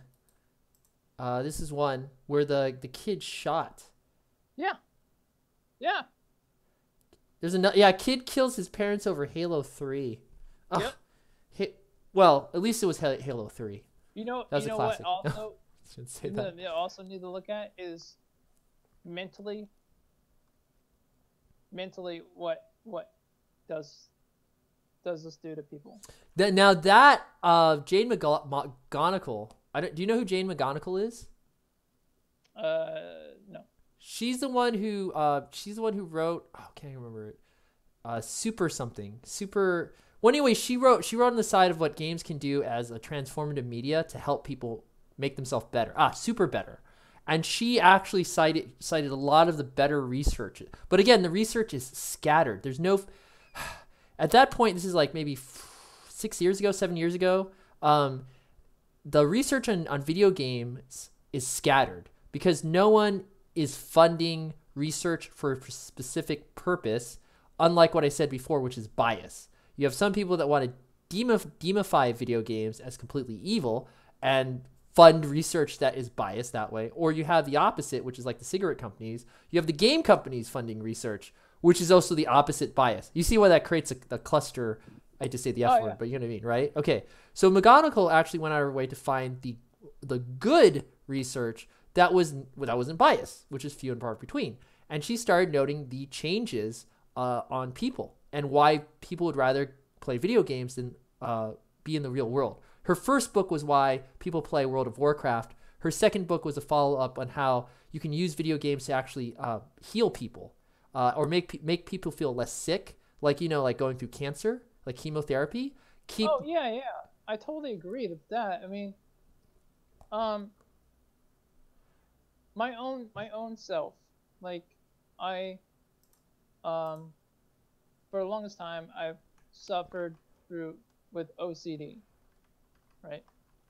But when I'm talking to people, like my friends, when we're playing Battle Royale or we're just talking, having an everyday conversation with somebody, whether it's over the internet or in person, will help your mental state. But if you add violent video games to that, see, I'm not saying video games in general, I'm saying violent video games. If you add violent video games to that, and then someone enters the room, and you're talking to your friends, and they enter the room, you need to let the dog out. Well, why can't you do it? That's what you respond with. And you know darn well that's the wrong answer to this. I think yeah, it's a factor of you're dealing with something that is simulating combat, and the emotions and physiology related to combat is it just puts you in a different mindset. It's like you can't be bothered, you know? Well, that's because you're in a fight. Yeah. You're in a virtual fight, but still a fight with stakes and things to lose or gain. So now that we've accomplished that, now let's add virtual reality on top of that. What do you get? You get a totally different monster. Not only are you're getting realism because the games are now becoming more and more realistic, and they look almost as real as they can get at this point with technology it is. Yeah, but the irony is that you also have more tracking and you have more censorship tools at the same time. That's VR? Yeah. That's a sad situation here. So when we go back to how things are going cloud, because the game systems just are going to start operating using more deep learning machines. It's going to be cost effective, and you're going to get something which is terrible. Instead of it being downloading a game, the convenience and cost will lead publishers and consumers to just stream their video game content, and you'll get more subscriber-based game services. I'm not saying that the market for downloadable games or single purchases will be completely gone. I feel that there will be enough independence where that will keep it going. But I do feel that your massive, bigger titles, your AAA titles that have the biggest graphic pushes, will more than likely people will sign up for it. Two ways. The publisher signs up for it because their costs are down for making content and all the other stuff that Andrew had cited in his video. The consumer will do it because this is the selling point. It's a brilliant selling point. You don't need to buy the brand new video game machine. We run the graphics cards on our server, and you can stream that to your computer. So we can offer you better quality than you could ever afford by yourself. So sign up with us and our service. And yeah, don't get me wrong, NVIDIA is working on this. As far as I know, they are working on server-based like graphics cards because they know that this will probably happen integrating in cloud services. As far as I know, as far as what I've come to believe from all the stuff I've been getting from the internet. And yeah, NVIDIA will still also sell probably graphics cards that are less powerful to consumers, so that would help this whole system. But nonetheless, even if you buy your own graphics card, you cannot compete with the hundreds or millions of dollars that a company will pay for to boost their graphics on your machine. You're signed up, right? Okay. Well, now what else can the deep learning machines do? They can scan who's in the headset. And this becomes really important because, yeah, you're right about violence levels. And it's not just about keeping kids away from the games. They can scan people and their emotions through different readings. One of those things is the retina and the eyes, because they dilate through excitement, they dilate through all sorts of different feelings and ranges, and there's really a science to that. They did a whole show on it called, telling lies or whatever. I can't remember it. Had a British guy on it. So that study of science, which has been a pseudoscience, using computer databases becomes a actual science. So the pseudo thing, like, is it really a science? Can you tell if a person's lying or not by how fast they breathe or their eyes? Yeah, if you use a computer, you can start finding even more patterns. And so, yeah, just with basic retina eye technology, which is being looked at again more so because you're going to have your phones already doing facial and eye recognition, right? This technology has been out for more than 40 years. That's now consumer level. You put it on your headset, it reads your eyes and scans them, and then it tells who you are. And not only that, it generates data on how you feel.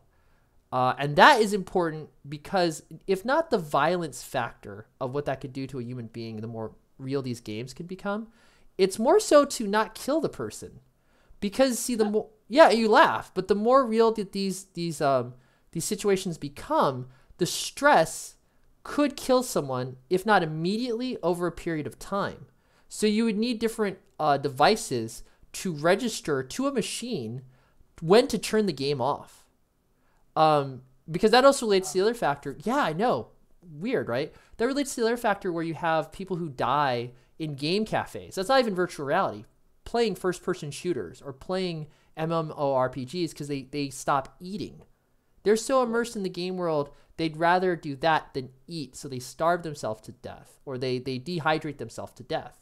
And so now you'd have to have machines that will do what the human being can't do alone. And that was the point of Andrew's talk as well. That again, at the end of the day, even if you cut all the jobs, there's going to be some human element to all this technology, at least for decades to come, not a couple more generations. All right.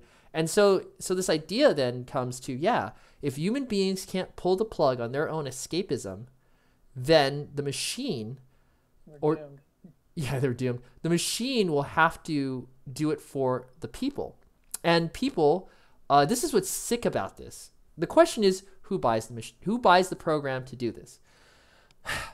Will the game player purposely pay for something that will hinder their ability to play the video game? And right now, unfortunately, the answer is no. Will the game company, and they've already done this with other games, will the game company continue, or more game companies continue to do the right thing and try to keep their customers alive? Maybe. Because they... Yeah, because they have a vested interest in keeping the player alive, so they don't want to accidentally kill the player. So sadly, there is reason, not just law that will be passed obviously as the law slowly catches up with it, but there will be commercial reason for the company to keep the player alive by putting in deep learning machines in their cloud-based services, if that's where we're going in another 5 or 10 years, maybe 20. I don't know if I'll be still gaming. You got to plug it back in my head. My hands might be rotting by that time.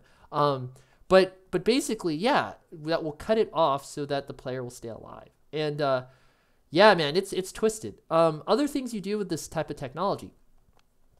You can start. They already had. There was an anime that called it. It was called Psychopaths. Do you know about that anime? I don't know if you know about that cartoon. No.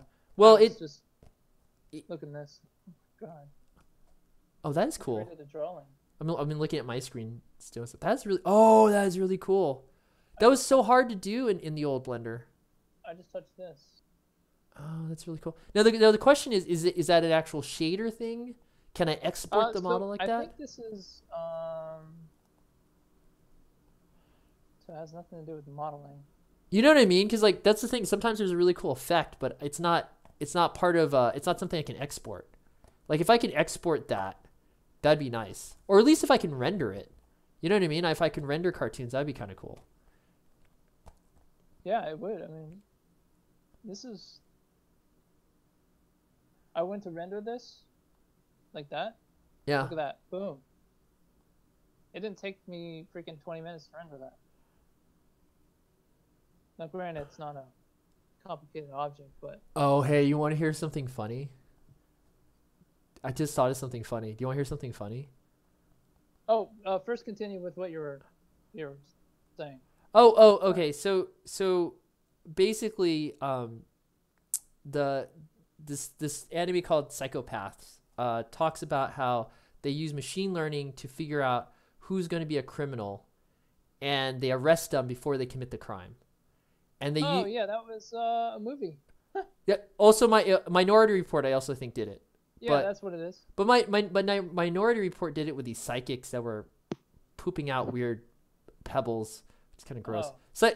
You know, Psychopath did it where it was like just more pure technology. You know, it wasn't like they had to hook up human beings. It just was it was just a really smart set of computers that figured the stuff out. So the thing that's interesting with the modern technology is you can figure out aggressive levels with your players as well.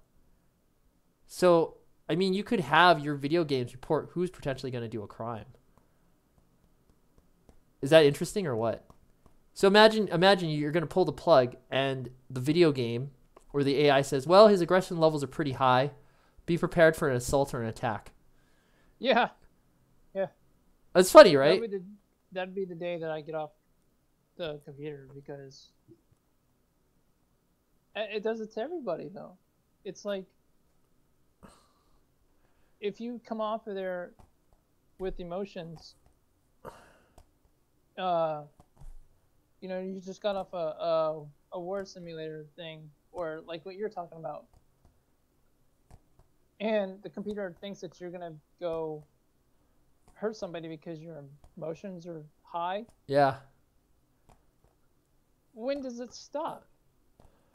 You know? It just keeps going. It doesn't. It's like now you're gonna let the computer, you know, show, you know, control what reality is gonna be for you. I don't think so. Yeah, like I said, sadly, this ain't the Matrix. You know, sadly, people will go for it. You know what I mean? Like people will go for it. It'll be slow. People will fight it. The technology will be there. Someone will find a way to innovate it, and the thing that's become shocking becomes less shocking. It's like that thing with Snowden, man. I'm so mad at people in general. Telling people about Snowden for years, okay? No one gave a crap, okay? And so finally the Facebook stuff comes out, and I had been with the whole Snowden thing for at least, at this point, 5 or 6 years.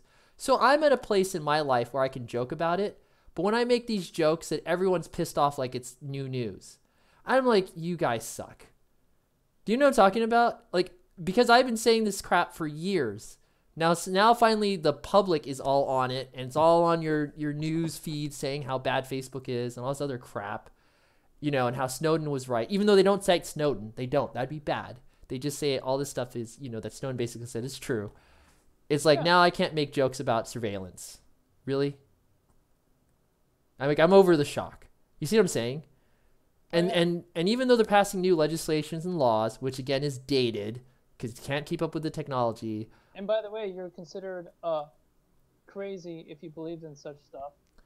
And now it's okay, since it's okay for them to talk about it. Now you're not a crazy person.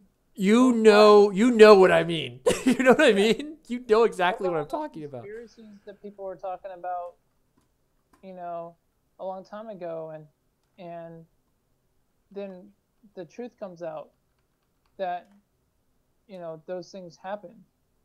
Now all of a sudden it's not a conspiracy. Now it's fact. So you made that person's life a miserable hell until you figured out, oh, I think I believe that person now. So annoying. It's so stupid. annoying. Like, I give you a good example. They just now came out with this year that the military has encountered flying saucers in the sky, and they had that F-18 pilot, you know, footage. Did you see that? I've seen lots of stuff. Okay. I don't know if I've seen a lot of fake footage too that's been pushed as real. You know what I'm talking about? They- It's just, Yeah. Well, this was real, and the pilot came out and talked about it. But a long time ago, you were considered a conspiracy theorist and a crazy person if you even said stuff like that. Now that it's fact, oh my God, you know, we've got visitors watching us. well, they don't know that yet though. You know? You identifying UFO and proving UFO is real is different than saying this is evidence that this is aliens. Do you know what I mean? You can't make that jump. For all we know, it's time travelers. Do you get what I'm saying? You don't. That's just as bad because there's not supposed to be time traveling. Well, you get what I'm saying though. You don't know if it's aliens or Yeah. time travelers. You know what I'm talking But about? what if I said I'm a time traveler from 2040? I'd be like, why Would did you you come believe me? here? Did you really get tired of the VR video games? Did you got Would tired you of all the tracking? Would you believe me? I don't know. It depends on the Probably proof. not. Yeah. And then I would have to give you evidence. I would have to say, you know, about this time of the day, you started drinking coffee, and you're like, how the hell did you know that? You know, at 11, I don't know what time it is there. Is it what 12? It's 12:57. Good guess. You know, if it's 12:58 and you're starting to drink coffee, and I already predicted that you're going to, because I was a friend of yours and I knew you. But then I would just basically say I drink coffee all the time. No, but you told me that you stopped drinking coffee. No, I know. I get what you're And saying. all of a sudden you picked up coffee right off the bat. You know. All right, I get what you're saying. So then the question So is, I did would you have to insert give that you idea into me to manipulate me to drink the coffee, or was I actually going to drink the coffee? I would have to give you evidence that you were going to do what you thought you weren't going to do. But then I have Again. to question is the power of suggestion versus the actual fact you know I was going to do, because you could literally be incepting ideas through a conversation, and it could be a slow Right. manipulation Or for if I me to do told something. you- but what if I told you current events? Then that would be more of an eye opener, because if I said at 1:00 in the morning, you know, you're gonna see a meteor come across the sky, and it's gonna light up all of Korea, and it's gonna be talked about on the news. Yeah, but meteors are easy to track. They know when they're coming, and there's tons of reports before they come, and they hit the news. Actually, I hate to bust your bubble on that one. Did you know that only 3% of the skies can be watched? 3%. But they still track meteor showers. You can't track every one of them. Interesting. So Look when's the at last Russia. surprise meteor shower that's been Look what reported happened after with the fact? Russia. Remember that? Remember that big asteroid or whatever it came through, and it broke all that glass. Those Oh, people were standing. oh yeah. They didn't know that was coming. Guarantee you. Nobody knew it was coming. Okay, So then the potential of the 3% that could be reported, you may know, and I may not be up to speed on. it's it's like 3 to 10%. 3 to 10% of the sky can be watched. That's why there's amateur astronomers out there that try to help. But if they find something, then they're told to be quiet because it could be potentially dangerous to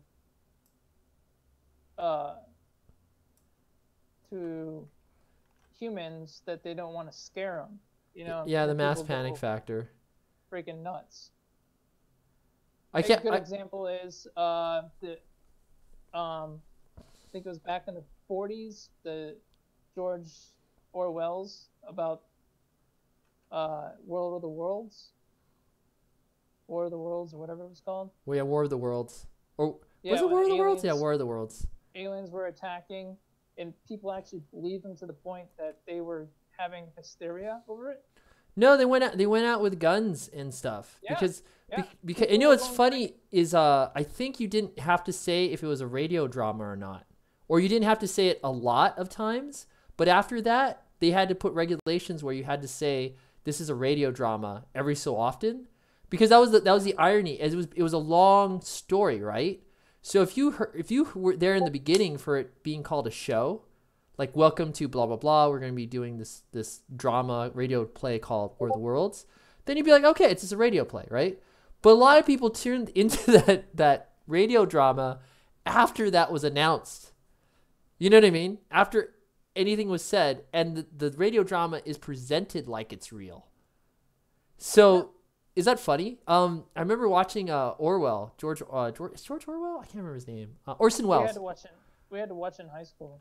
No. Did you see his radio or his apology about the radio play? Yeah, it was in high school. In high school, we learned about. Oh, so you saw? Do you remember how funny that was? Yeah, Like, it's hilarious how he looks. Like he's got like this. Well, we didn't know it'd be that successul. Thank you, everybody. I'm sorry. Sorry. That's Didn't mean to scare you guys. that was basically it. I was like, this is the most insincere apology. Meanwhile, people are bunkering down. Oh, Aliens people were got shot. coming They were shooting aliens that were people. Yeah. And I'm not talking Mexicans. It was an easy dig. I mean,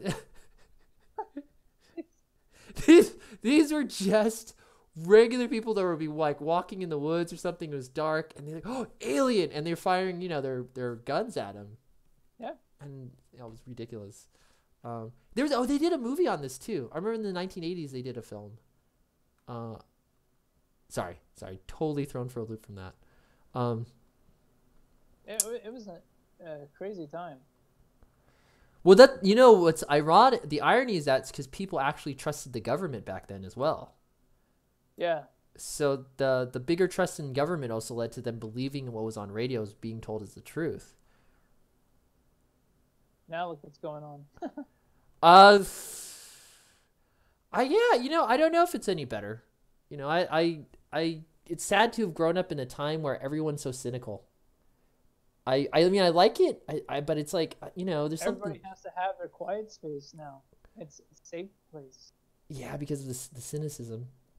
We don't want words to hurt you. I'm sorry, but No, and that's what's it's ridiculous. That's what's dangerous, because the I don't want to say the pop culture, but this general political correct culture doesn't reflect enough people, I feel, that are actually in the United States and living. And that's a dangerous disconnect.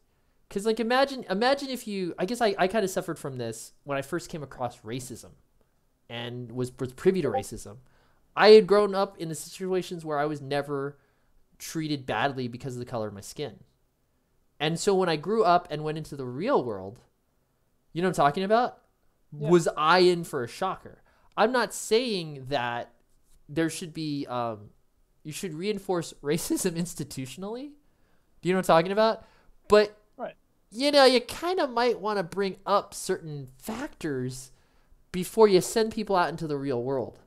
So, I mean, that's how I feel about it. So we have this like sanitized culture that is streaming these messages that do not match the daily struggles of, I feel, Americans in the country. And that is dangerous, a dangerous disconnect. So, and I don't know how I feel about that. So like, you know, this is gonna be weird. I've had people who have like transitioned, and I hear what one of my friends went through. And it was weird to hear it because I never see it on the media. I've never seen someone potentially chased down and beaten. Like you know what I mean? I've seen it, but I don't really see it. If that makes any sense. I hear stories about it. You get all this sense that this is happening in the United States for various different groups, but I don't really know what that is. And then to fight that, it's this whole don't say bad stuff about trans people. But I'm like, Yeah. well, does that really stop the people that are hunting them down and beating them to death? Right. You know, so your message is great for this propaganda principle idea where you expose people to a positive message, it will pass. But let me tell you something. I don't mean to say this like this is, you know, figure of speech. You know, Reagan's war on drugs didn't work. People are still doing drugs. Okay? Yes, maybe people like me, you got me on the track of like don't have sex because of STDs and don't do drugs. Sure, granted, maybe that brainwashing worked and maybe it does work on enough people. But did it really stop drugs? I don't know. Nope. No, and I think what's even more scary about that, especially since God, racism and all these other isms are apparently up in the U.S. In the time when you could joke about racism was down. You know, when you could make those statements in a public, weirdly, as weird as this sounds, right? It sounds like the reverse opposite. It seems that when you had humor in the culture, like, you know, people could get noticed in at least a more positive way, as I hate to say, as part of a joke or something, you know, because laughter, like, it lowers people's defenses versus telling everybody they're wrong, which I feel reinforces, ironically, people's guards up and reinforces their negative beliefs. And I wish there was a way around this. I don't know, like, that's why I'm in an impasse. You know, I mean, I see where people say, yeah, you shouldn't make Jewish Nazi jokes, even though Mel Brooks, a Jewish person, made a whole career out of that. His comedy is very offensive. I posted Mel Brooks comedy on Facebook, on Google Plus, and I've been had it taken down. I said this is a comedy classic. And I was like, wow, things have changed in the last 20, 30 years. I'm like, this is not a comedy classic. It's hate speech. I'm like, the guy's Jewish. How? Yeah. You know what I mean? It's like saying like a black person's racist for using the N-word.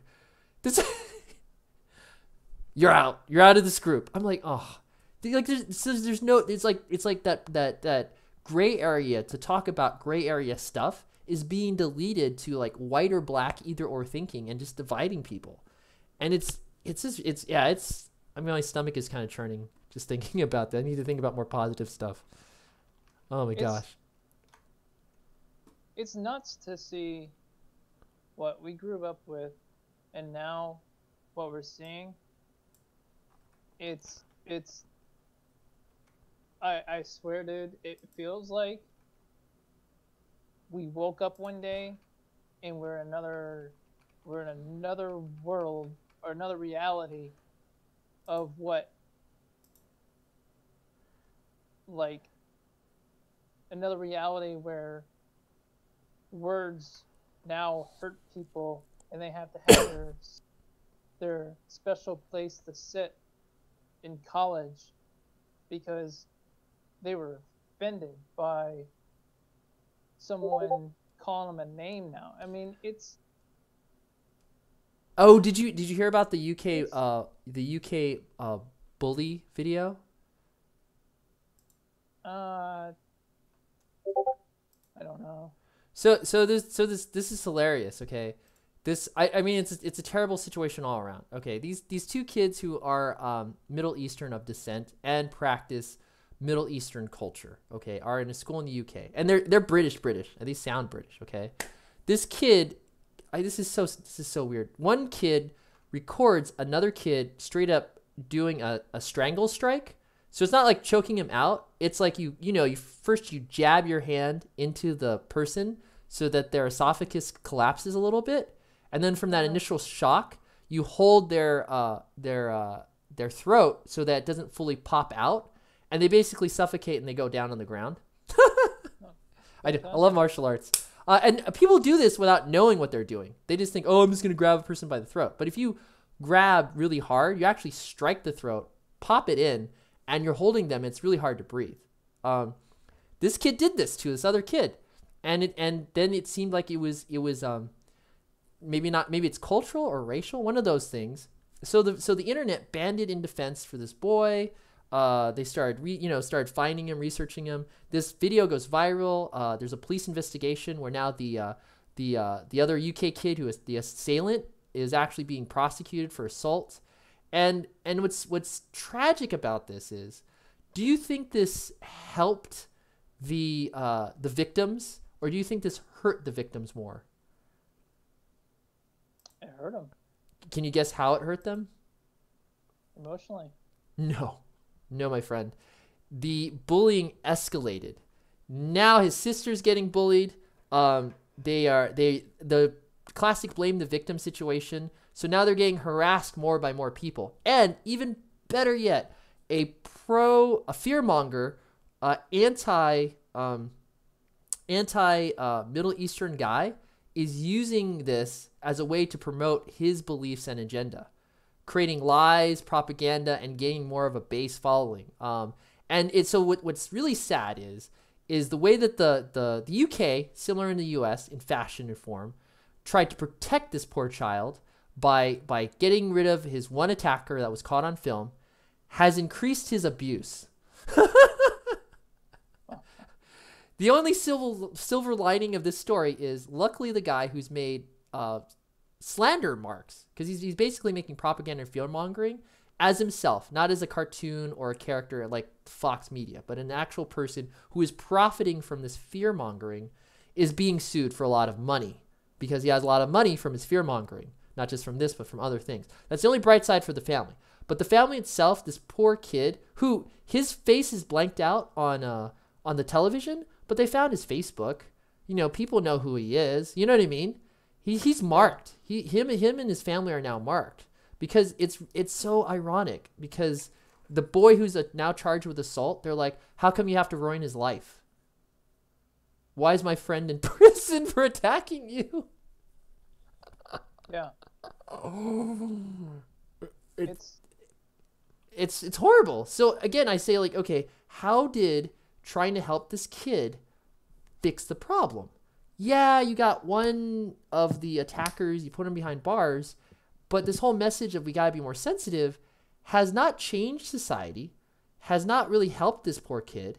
In fact, aside from the lawsuit, and hopefully they get a lot of money from it, to justify all the bad stuff that's happened, if that changes anything, is kind of marked for a long time because of the internet. This kid's going to be bullied, maybe his family.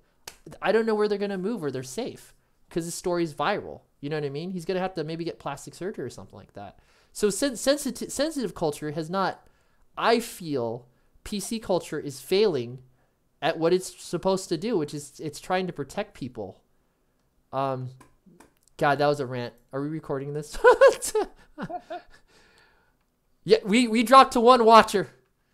I'm sorry if I've offended someone. we started at 3 strong. Now it's just me. Probably all the ranting and the fact that I'm not doing enough Godot stuff. Gosh, I'm so horrible. I'm awful sometimes. Anyway, let's go ahead. Let's look at what you are. Let's see. Oh, no. Good. I've only lost 1 subscriber from that rant. I'm down to 266. Thank you all for not watching, for staying with me.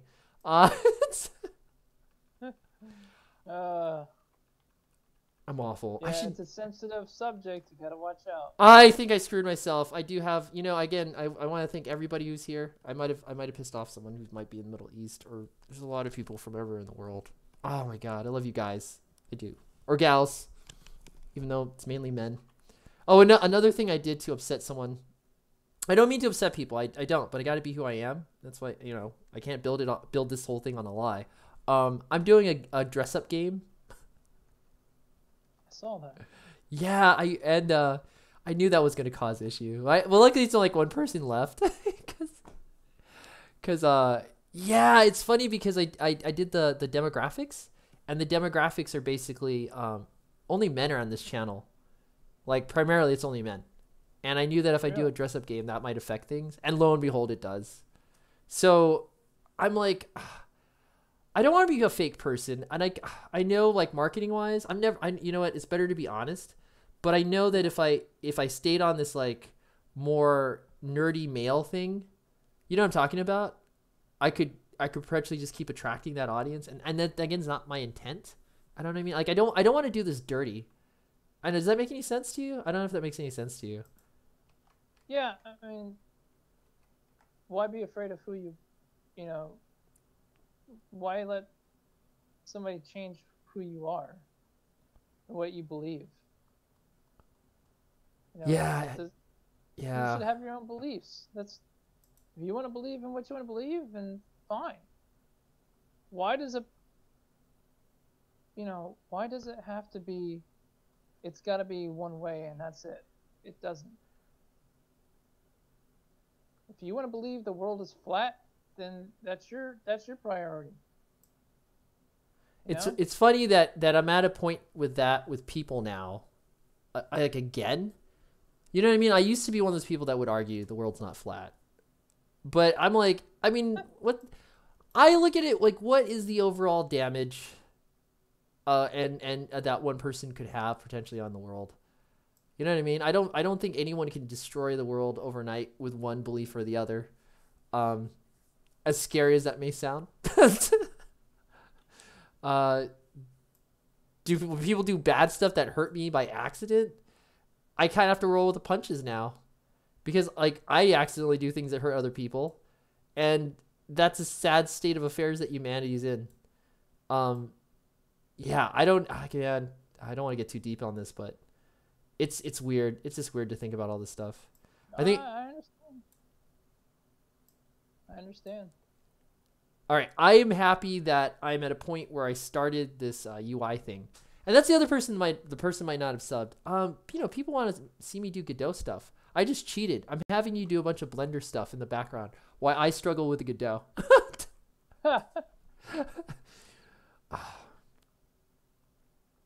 I'm just trying to figure out how to use this doggone thing. It's just something. No, but you're doing great though. This is like sketching right now for you. You're just sketching with a program, so that's really cool. Yeah, I'm just trying out different elements. I've been so, like, for me, like, this is where I want to. I know for me it's like it's so tempting to give up like game design and either one, play video games, or just be a visual artist. But what sucks about that is I like what making a video game can do. You know what I mean? Like, it's like I was going through this recently because of just thinking about 2D art. And it's funny that you bring up that thing, like, if a machine makes art, is it you, and how much is that machine? And that was the point I wanted to come back to before I got to get going and eat, and I got to work early in the morning. But there was this thing where I look at science fiction shows, right? Mm-hmm. And you look at horror movies. And these are mediums where people are creating things that don't really exist.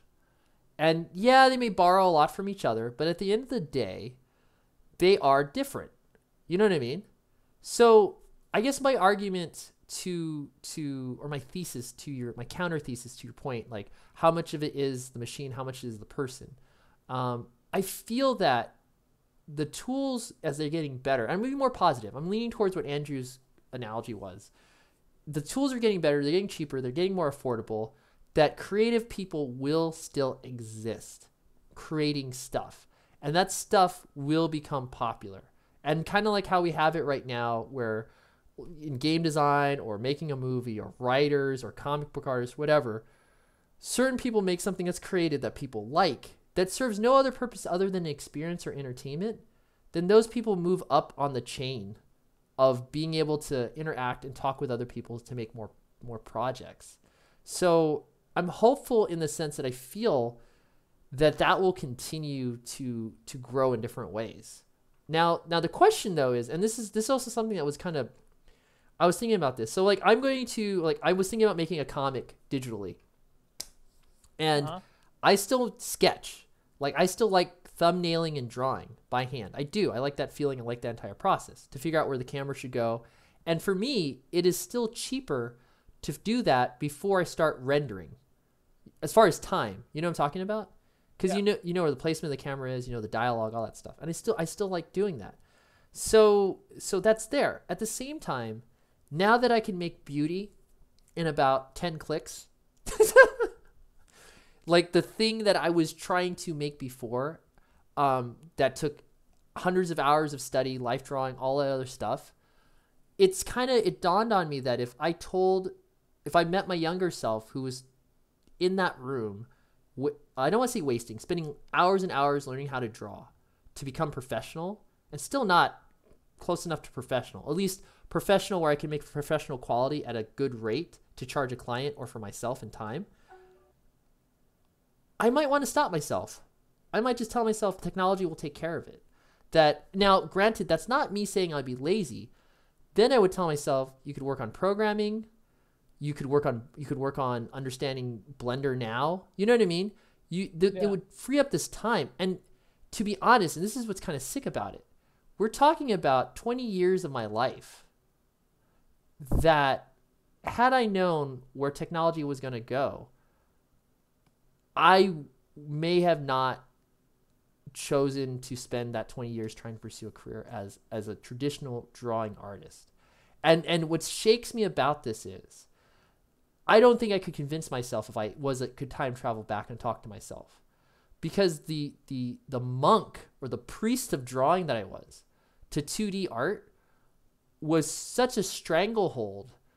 It was good to focus because I had, not like OCD, but I had a hard time focusing on it, that I could not let my mind be free. Oh, Jesus. Were you there? Yeah. Oh, okay. I couldn't let my mind be free to the possibility of how technology could help me as a creative person. So that's what I'm saying. So it's like, I don't know. It's like, now I can do Blender.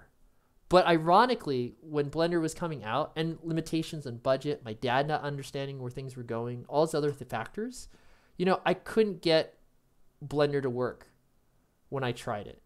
I couldn't get Maya to work when I tried it. I couldn't get all these things to work when I tried it. So what happened? I just focused more on my 2D skills. And there are enough 3D artists at the time, when I was looking at them, they said the same thing. Like, they just focus on, hey, are you there? Yeah, I'm here. Oh, it's weird. My Discord's completely black. Oh my gosh. Okay, Well, okay. I saw this thing up there. It says region, and I put U.S. because it was on Japan. There's Japan now. Interesting. See that? Yeah. It's just like, I guess your screen share is no longer sharing. I turned it off because I'm done playing around with Blender. Yeah, I gotta call this soon too. But yeah, I gotta call this soon. I gotta get something to eat. And we've already lost one subscriber. Yeah. See how many subscribers I can lose before the night's over. All right. Anyway, let's do this again. Like, to be honest, like this makes me feel better, and I did get some stuff done. I didn't get a lot. I guess I don't. I'll send it another time. All right. Well, do you want an honest conversation about how the game world is now? Basically what it all comes down to is the dangers and the good things that come out of gaming. Gaming does help bring relationships together with friends on other sides of the world, as you and me connected. where, when, um, your I watched your show on designing a game, and I was interested because I was like, you know, he uses Blender, and so do I. What can we do out of that? And and I play with friends over in the UK.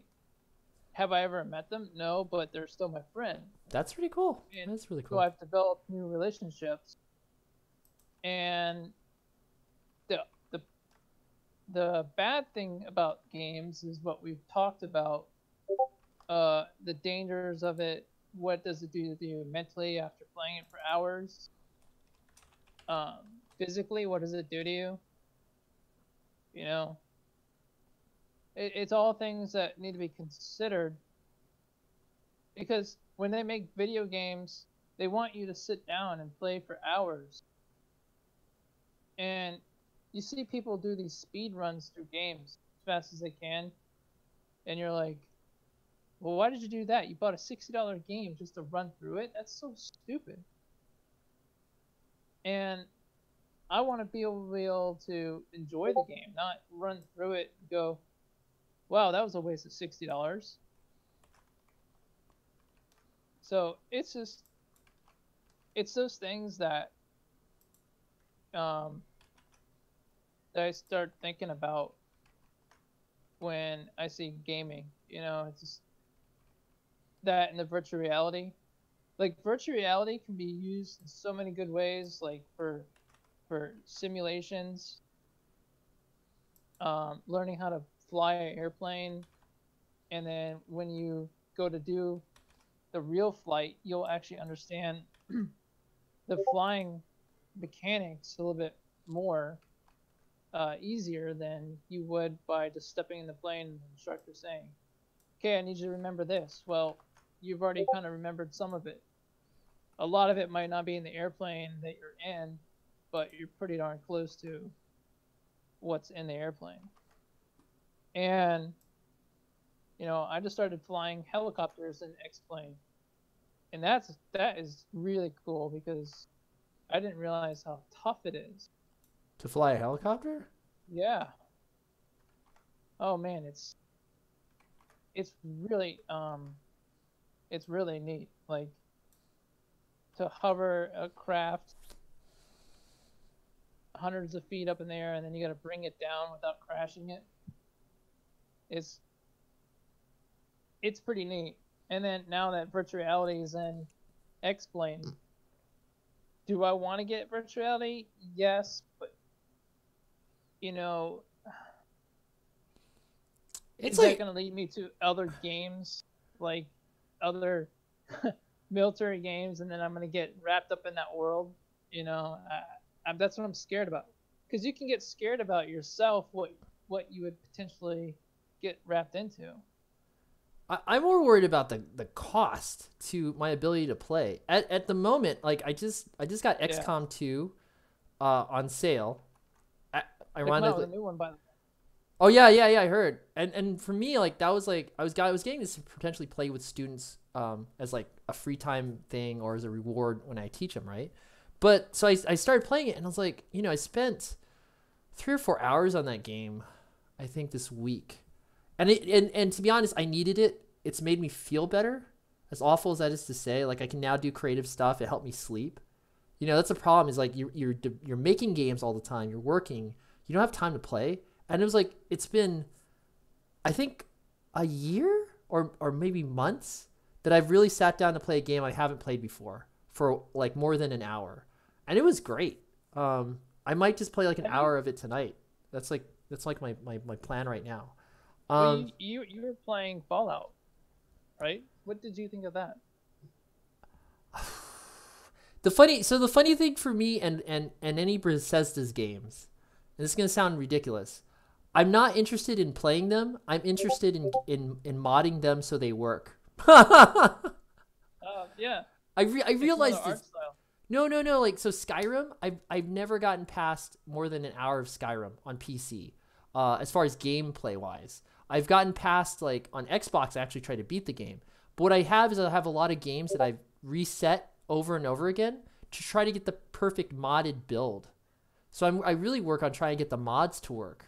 Same thing that happened with Fallout 4. So I like those. I like Fallout 4, but I can never beat it because I guess for me, and it's like for XCOM, I cheat as well. Like I reset to points where things didn't go out the way I planned it, even though that game's all about consequence. You know, when certain people, when certain people die, I don't want to lose that character. When other people die, like, I'm not going to start over for the rookie. They're not a Star Trek actor. But so but like Fallout 4, I wanted to get that, but then I started seeing all these mods for it, and I'm like, is the game that bad where you have to have all these mods? Like, why can't we play? I just talked to Kurt about this, and he did a whole video on it, and I said, well, you gotta remember the business model. See, Bethesda is reliant on their modders to make their games better. That's how he saved a lot of money in development. So the culture of Bethesda games is to release a bad product, and then other people fix it, and then they messed it up because they tried to charge money for that, free help. You know what I mean? They did all this stupid stuff over the years that was counter to the culture they built with Skyrim. It's so bad, you cannot buy original Skyrim. You have to buy the new stupid version that's trying to push microtransactions on you, which is really bad. Oh, yeah. And so what's really sad about this is that this is the same company that is part of id Software, and they have this wonderful game called Doom, is that I feel God Howard, I should just call him Todd Howard, has backed himself in a corner between shareholders, players, and how he produces games. And so Fallout 4 is great. The mods are fantastic, but it's sad because I don't know if he's going to, maybe he does it. I don't think he can save Fallout 76. Yeah, that's gone. No Man's Sky came back, but that's true. I feel Fallout 76 can't do the same thing because it's not just the engine it was built on, but because of the way he has the relationship with the shareholders. The reports that I've seen on YouTube basically say Todd Howard says this to shareholders. We use an old engine. It saves us money, and it's great because it helps us produce quality games, right? We rely on modders, so we can't charge for modded content because modders make our game production development costs lower. So we can release bad games that are kind of broken, and we can depend on modders to help us fix those games for free. You see the problems here? So for Todd Howard to say, I need money to go make a better game, will be hard to convince shareholders that they need to give him money to make a better game. It would also be harder to convince himself as a producer, as a game developer, because he said on a bunch of interviews he's comfortable with the tools they have.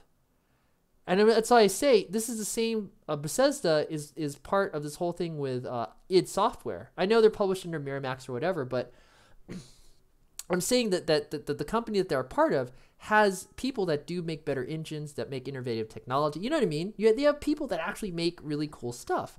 So that's why it's really sad to see that this division that is under Todd Howard has not adapted at all. So I don't know how they're going to save Fallout 76.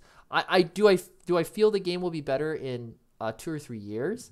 Yeah, but 2 or 3 years later, you know what I mean? That's a hard thing to sell. Here's the thing they went wrong on, and they should have learned this from other games that are out. The loot box crap needs to stop. And these kids and adults need to stop buying these loot crates, because that's what's making it keep on going. What happened to the days when we used to play games and DLCs would come out for the game, and they weren't loot boxes, or like if you wanted a better weapon, right? Well, you're gonna have to wait to that you're gonna have to buy a loot box to get that better weapon. you're not going to find it in the game. Right, And right. games are ruining it, they're ruining it for players. And some players have pretty much had enough of this and want the old system back where we get a DLC and we get new maps and we get new guns. They're not, you have to get that DLC just to get that gun because you can't find it in the game. Gears of War 3, as much as I love the Gear series, was the worst for gated content. There was stuff I literally had to pay more money that was on the disc to get access to it. That was the highlight of, or the height of, when you had those DLC situations. Why can't the games be like they were a long time ago? Like you'd be playing a game and you wanted that weapon, but you know what? That weapon, you'd have to find it in the game somewhere. It's hidden for a reason. And it gives you a reason to go looking for it, or find the parts for it. But no, now they have to make it where you got to buy the dang thing just to be able to play with it. And it's stupid. Why do I want to buy skins for a game, for a gun? Why don't they make it where, hey, if you want that skin, why don't you design it yourself? Give the players the ability to change things the way they want it. If that's the way they want it, then let me be able to mod what I want. Yeah, and that's the thing. Ironically, most games that come out now that have a way that you can bring in mods into the game. That's one of the big things about PC gaming. Yeah. An SDK. And that's why I was surprised, because I had a lot of interest in XCOM 2, but I've seen that there's a healthy mod community out there for it. And I was like, whoa, this is pretty cool. It's trying to make money off of those people for doing that. That's ridiculous. This is why it's counter to the culture they built. And you can't, I guess you could have a compromise, but they just never found a good way to do it, because you release buggy games that get fixed. I mean, that's the whole point that's their business model. And that's why they're really stuck. So it's like Todd Howard cannot pull more money into the development of Fallout 76. I feel that's not a situation you can do. However, I do feel he has a budget he is working from, planning that this would happen, meaning that the game would still need continued updates. So there are people still being paid to work on the game, but it's not like CD Projekt Red. I cannot wait for Cyberpunk to come out. They this game I sent you? Oh, let me see. Hold on. Giant Enemy Club? Do you see it? Ooh, I can't. Oh, here, I'll put it on the other side, because it's another person's video. Hold on, let me see. Yeah. You gotta be careful with that stuff. Yeah, you gotta be careful. Links are soupy. This goes to other YouTubers do it. I don't know how they get away with it, but they get lucky. They're reviewing the game. That's why. Well, even if you're reviewing the game, you get screwed over. Oh, this looks really cool. Yeah. So this guy based those are procedural buildings that are made, and you have to make you have to draw out where you guys are going to enter the building, and basically do it's a SWAT versus criminals thing, but you actually have to use strategy. And then once you draw out where you're going and where you're gonna throw a flashbang or whatever, or how you're gonna enter the room, then the game starts. Those are the kind of games that need to come out. You got to use your head, not this run gun garbage. We're getting now. But the power fantasies are geared to children, and those children who are growing up are they want to have more deeper experiences. It's like the thing that you mentioned with Tencent is now making this more realistic shooter. Well, the kids, I mean, adults play Fortnite as well, but those kids are going to be growing up or are grown up or a couple years older. They will more than likely want more mature content, for better or for worse, whatever that mature content may be. Yeah. According to Pornhub, it's actually porn. They did this really cool. They did this really cool study from Pornhub. I can't remember where I got it off the internet, but a study made by Pornhub. Wow. Yeah, because the data, dude, the data drives studies and research automatically. You don't have to pay anyone for it. Where's this world going? Well, okay, so what they found is that like certain like comics or video game characters, when people hit puberty, and in that like game or whatever was like when they were kids, they can see when that amount of porn rises in demand. Does that make any sense? So it's really weird. So you put I can't remember what video games they're I don't know if it's Roblox or whatever, but there were certain video games that were in a certain generation, and at some point they started seeing that there was a rise in like 18 or 22 wanting that specific porn. And they realized it was a nostalgia factor related to the erotica and their childhood. And I was like, yeah. And that's what you can tell when those people are hitting puberty, and I was like all this weird stuff. I was like, this is a crazy study, but it made all this sense. I was like, wow. Again, it's only one study. I'm not saying I believed everything, but the points made from it were kind of interesting to think about. Well, you know what? Like, so when there's games that are coming out, they're out now, that show enough nudity, GTA, and The Witcher and all that. I've never played any of those, but you see them on YouTube and they have to block it out because you can't watch that on YouTube. When they show that stuff, kids are playing it. Yeah, I know kids are playing it. I've unfortunately just accepted that's the world. I was teaching tennis. And I had a customer, and they brought their kid in to want to teach, to learn tennis. So he starts talking about, I said, well, how was your day going? He's like, oh, I was playing some GTA. I'm like, what's that? So he starts explaining to me that he would go and steal cars and shoot people in the head. I'm like, dude, you're only 11 years old. Why the heck are you playing that? And you could see like the enthusiasm they had for the game. It was kind of scary, dude. And I was like, what is this? What is that, coming to this world?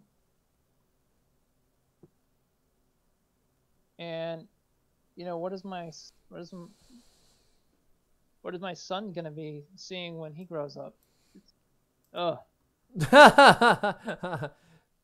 Oh. Bad. Really? Bad. That's so funny. But anyway, I'll let you go. Yeah, I said goodbye a long time ago. Yeah. I gotta get going.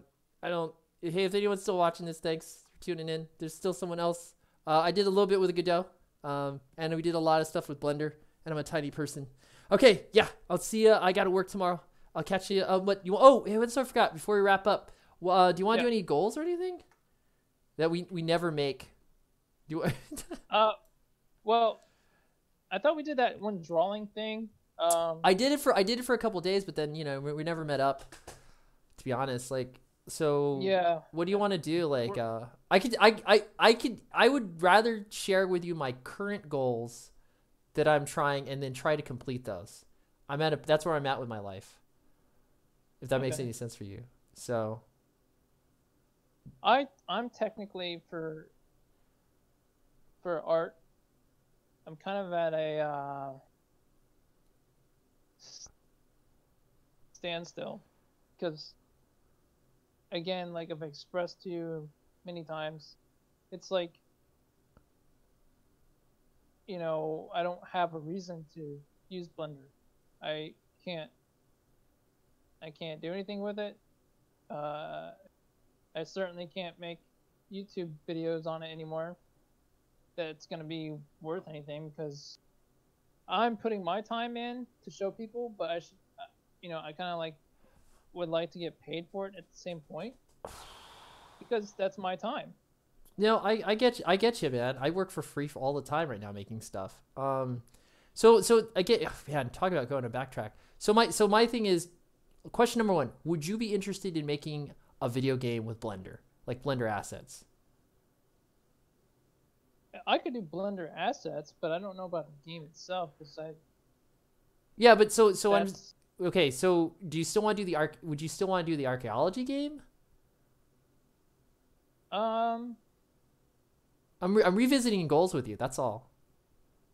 I don't know, man, because when I was looking into it and trying to build the character, it just wasn't happening. And now that Blender's changed, now I gotta literally relearn it. Like I gotta watch videos just to learn it now. Okay. I have a proposal for you if you want to take it up, and I'll tell you. So let me give you the proposal first, then I'll tell you all the bad stuff after. That's the best way to do this. Okay, you want to make some really basic spaceships? Because you saw the thing. You saw the thing I showed you about Homeworld. I mean, you could basically Yeah. turn anything into a spaceship technically from basic shapes. So I'm gonna throw that out there. What do you think about that idea? It's. I mean, I built a ship one time before with you guys. Remember? Yeah. I mean, so that's the first thing. The second thing is my game jamming group is kind of we've never been able to make recently with the way the teams worked and our lives. We've now changed the game to never have a finish date, like no deadlines. It's a Infinity Alpha now. I like, but here's the benefit of this. It's now a project we can just work on whenever the heck we feel like it. And I can still ask people questions about stuff that I don't know, like how to program it if I need to. And we still have a music person and a texture artist. So this is the thing. If you made like a ship, then EMKE, I could say, hey buddy, whenever you have time, you want to make some textures for this thing? And vice versa. Like, I mean, I don't know. Like it's interesting. And so I can make the ship, but I can't put material on it because I'm just not. That's one of the things when I started Blender, I struggled with was putting textures on things. well, that's the thing. EMKE does do textures. He also builds his own ships, but it could potentially save him time where he's textured some of my stuff. So I just have to run it by him, but you could make ships and we could ask him to texture it. And then the other thing is that you just prototype. Maybe some of the shapes you don't like. You know, maybe there's some things you just don't, this isn't a ship. But either way, at least you'd be making something towards stuff. I don't know, like So you just want you want to just basic different shapes building something or well, like the stuff we did in Homeworld. Or like we did Homeworld, sorry. Like the stuff we looked at I Would Only Dream. The stuff we looked like at Homeworld, right? Those were ships that were simple geometry, very simple geometry, and then they put skins over it, you know? And if you did certain things, I might want to learn how to skin it, or even if it doesn't go anywhere, at least it's going towards something. how basic are you looking for? Are you looking for like sharp angles or short of being sued by anyone who still owns the right to Homeworld, basically Homeworld. okay. Yeah. No, I'm just saying, like, you know, just simple stuff like Homeworld or like any other 3x game that's out there, and just considering like, it doesn't matter at this point because our project's like infinite deadlines, we still need space cities, space stations. There's all sorts of stuff. I will say that the value in here I'm proposing is creating something to create stuff, and you'll learn how to make stuff. Commercially, strategically, potentially there are places you can sell those models if you wanted to, sell a certain license to them. We've talked about that before. So that could come from this if they look really good. So there's assets you could sell, and the asset library you build is yours. So if you keep building and building these assets and you potentially like sell them, and we could talk to EMKE or even maybe me, and I start texturing these out, like, cause I feel like I'm a pretty good, I could work on my texturing as well. But ideally we could put these on the market to see if anyone want to buy them. And yeah, it's not like we're going to make a lot of money from a $15 or $30, or we charge $60, but they're only going to buy it on sale for 50% off or 70% off, like one of those things. But it could still be a passive income built on a library of assets that people could potentially buy. It would be an investment of time for potentially a return in money. Not a big return, but somewhat of a return to justify some of that time. And how does it all work out? Well, the more ships we make, and we make a name for ourselves, or if you just make the ships by yourself and you find someone to texture it or whatever, the more the content is put out there, the more you build a reputation on the internet. And then that can lead to other things. Like you can plan all this stuff, but until you do it, you never see where it goes. I still feel that you could still sell your skills as a teacher, and there's tons of people that want to learn Blender. You relearn Blender 2.8, you make some ships, you put it out there. There are people that will probably pay you for your services. I feel that's where it would go based on how other people have made money from marketing their skills and or doing the same type of model. Business model, not Blender model, business model. Why have I not done it myself? Obviously, because my brain is just everywhere, man. No, it's sad. Like I've thought about it. Like I'm not, I'm citing Kurt because he's such an inspiration to me. He just did this whole video about an unfinished comic. Like I have hundreds of unfinished comics, One of the reasons why I like video games so much is like I could make a game in a weekend, go to Game Jam, finally something is done in my life. And yeah, having a game done opened doors, But now it's like I'm in this infinite loop of projects aren't finished. Like, this is comics again. I gotta start pumping stuff out. So I love how you laugh at the idea of a project that has no deadline, infinite alpha. But out of that, we can still create stuff that we could potentially commercialize or at least gain the knowledge of learning how to do the programs. So I don't know. What do you think? It's a thought. I don't know what this looks like on paper, but or what does it look like in your real life though? That's the only thing. So, I mean, it can't be that hard. I mean, if I don't have to texture anything, then that's a lot easier on me. I think then this is something we could try. Yeah, we could try this then. We could see. So yeah, if just plot out shapes, think spaceship, if that makes any sense. You know what I mean? Like what's going to be a thruster? What's going to be a window? That would help me, or it'd help EMKAYE. So just think of what those parts are going to be. So, and yeah, I know it could be something. And then I don't know. I'll have to talk to him about it, see where he's at, because he's super busy. I don't want it so much on my plate already, but I wouldn't mind because I want to get back. I love 3D stuff. That's again my problem. I'm all over the place, but I wouldn't mind texturing ships that look really good either. And then putting my money where my mouth is. I feel that you are a pretty good modeler. I feel that you're professional, qualified to do it as far as the output you do. I'm a little iffy on my texturing skills, but I can also learn how to make better textures, and we can put them out there. And if not, what if I am a crappy texture artist, and EMKE is too busy? We could put your models out there, and we could try to seek someone to partner up who could be a better texture artist, and see if you know what I mean. See if you want to do packages together and put them on the internet. My intrinsic reason for doing this is obviously the creative part of it. I like the creative side of it. The other side of it is if it's commercial and it's successful, then that's awesome. I'll figure out how that helps me monetize in some way for myself. But if I can say that I help someone actually create a business to sell products and they're doing well, that should open up doors for myself. That's the idea. You know, like my friend's making film. That's kind of cool. He's it's not got he doesn't have anything big yet. We'll see where this goes, but that's always a door, and that could lead to something else later on. If I can let video game stuff go, it's not my problem. I gotta let this stuff go. 1:54 a.m. my time. I gotta get ready for work at some point. I gotta get some sleep. All right, dude. I'll talk to you later. Bye. All right, man. See ya.